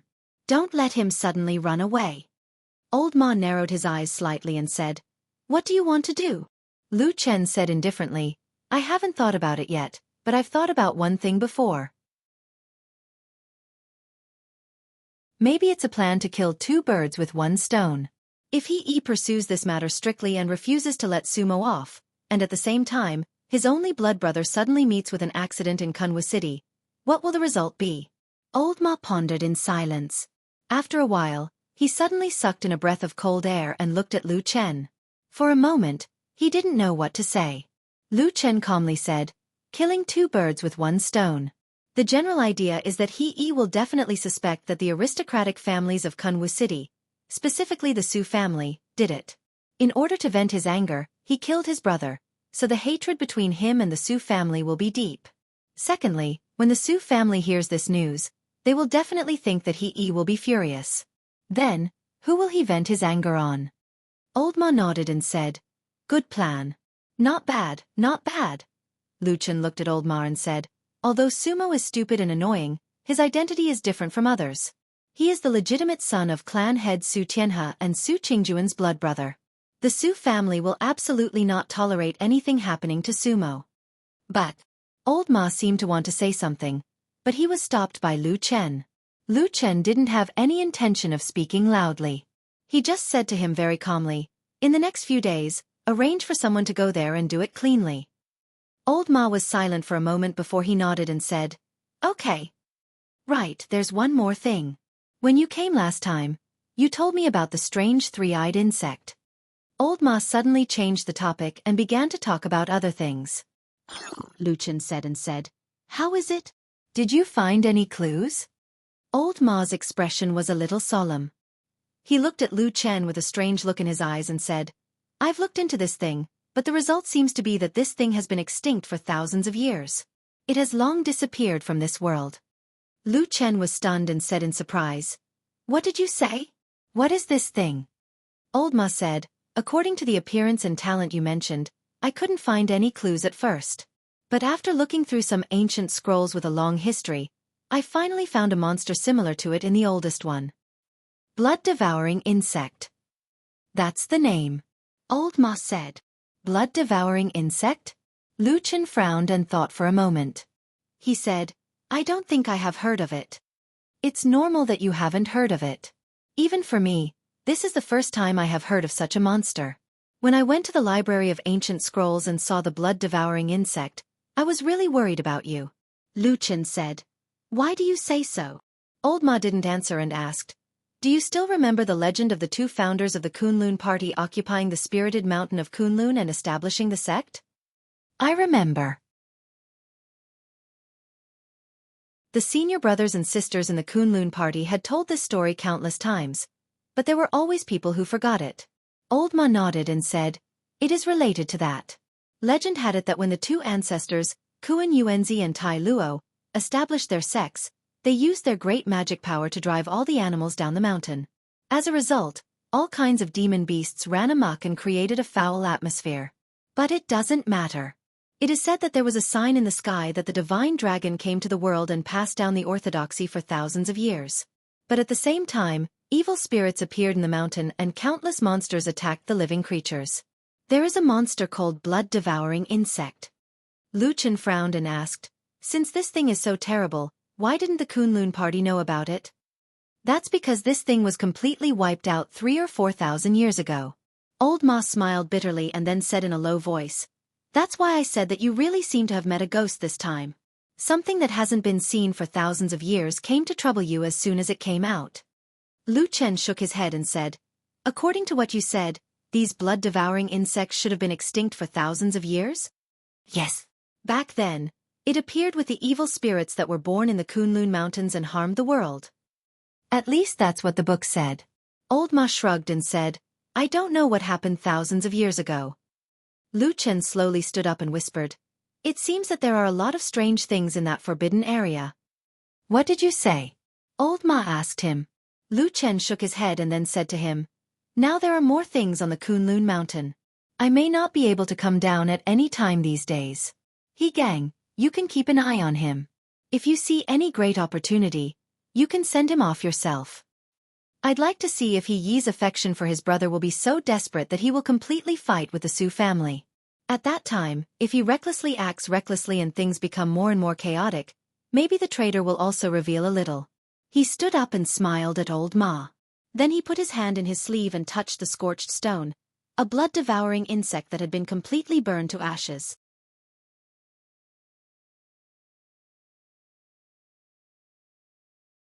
Chapter 191. There were still 16 days until the next full moon night. The Su family worked hard in the sect, hoping to rescue Sumo. Because no matter what, they didn't believe that Sumo, who had been pampered and spoiled since she was a child, would have any relations with the cruel and vicious evildoers of the devil cult. In fact, it wasn't just the Su family who thought so. Most of the people from influential clans in Kunwu City also had similar views. Therefore, the rumor that He Yi suddenly found trouble with the Su family was to vent his anger for the matter with He gang a while ago naturally spread. This kind of rumor was very damaging and often made people unable to advance or retreat, making them very depressed.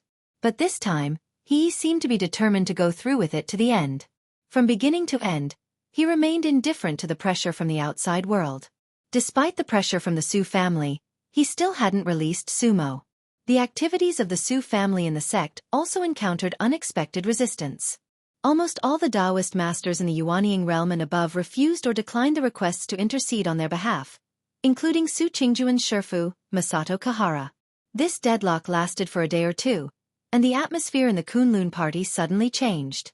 Many of the originally indignant and seemingly very angry clans suddenly became silent. They were all old foxes who had mingled in the mountains of Kunlun for several hundred years, who didn't know how to listen to the wind and who didn't know how to steer according to the wind. Although Su Qingjun quarreled with Sumo and the others a while ago and even taught them a lesson, causing her and her family to be in a cold war for a while, no matter what was said, Sumo was still her blood-related younger brother. But no matter what, Su Mo was still her blood-related younger brother, and her parents were worried sick. She couldn't stay out of it, so she went to plead with her master, Master Mu Yuan. The whole Kunlun party knew Masato Kahara's love for Su Qingjun, but on that day, he still shook his head and refused Su Qingjun. Su Qingjun was puzzled. Masato Kahara sighed. Seeing that there was no one around, she said to her softly, "Now is not like before. This matter already has the intention of Senior Immortal. They will definitely investigate it thoroughly, and no one can stop them. You should also behave for the time being. Don't stand out at will. Su Qingjun was shocked. Her face turned pale, and even her voice trembled as she whispered, Shifu. Could it be that Hakushin Jinkuin actually did something to our Su family? Shut up. Masato Kahara's expression suddenly changed. She immediately opened her mouth to stop Su Qingjun, and then observed the surroundings.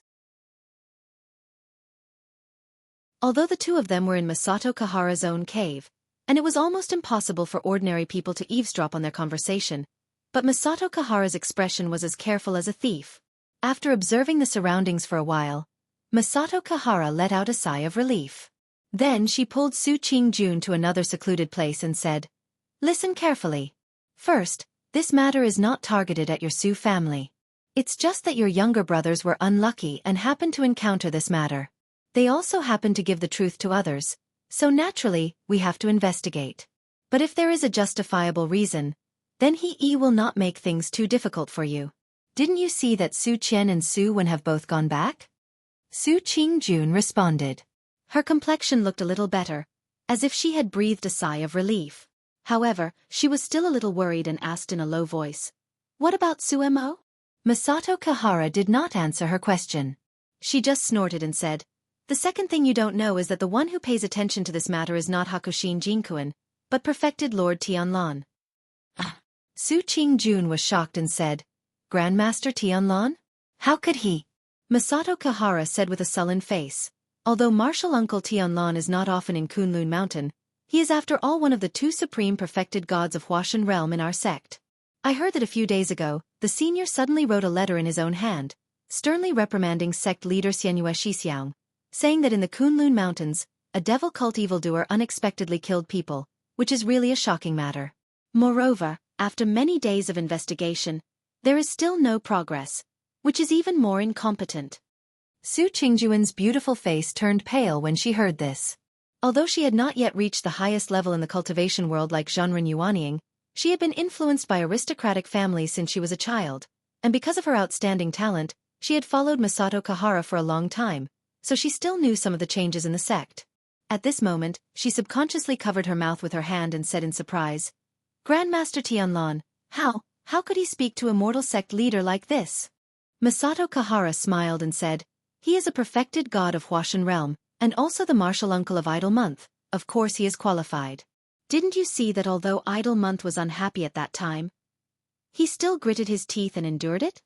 Su Qingjun was a smart person, and she quickly thought of another matter. She whispered, Then Grandmaster Bai Chen, Masato Kahara said lightly, In this kind of matter, it is impossible for martial uncle Bai Chen to come forward and say anything. Su Qingjun nodded, but there was still a worried look on her face. Masato Kahara glanced at her side and said, Qingjun, you know that our Tieji is weak. Now there are undercurrents in the sect, and the open and secret struggles are all on the Kuinji side. Not to mention other things, just the two perfected gods, who are in the open and in the dark, are not people we dare to get involved in at all. Otherwise, if those two get angry, the consequences will be unimaginable. Su Qingjun nodded silently and didn't say anything else. Masato Kahara thought for a moment and comforted her. But in my opinion, if your brother really didn't do anything, he will suffer a little at most. It shouldn't be a big deal.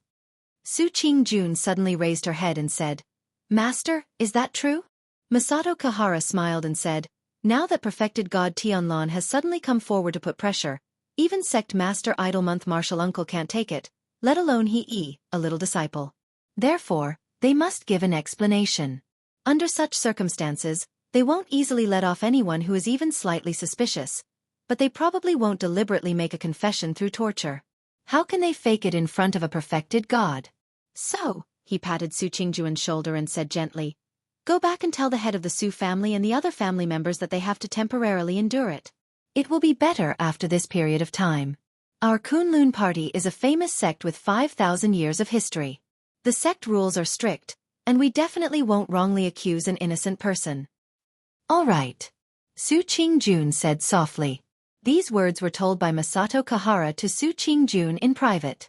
Many people who hadn't reached the level of perfected Yuanying couldn't see it so clearly. This was the case for the Su family. However, after Su Qingjun brought back this news, the head of the Su family, Su Tianhe, made a prompt decision to immediately cease all activities and prepare to listen to Masato Kahara's advice. There were some twists and turns in the process.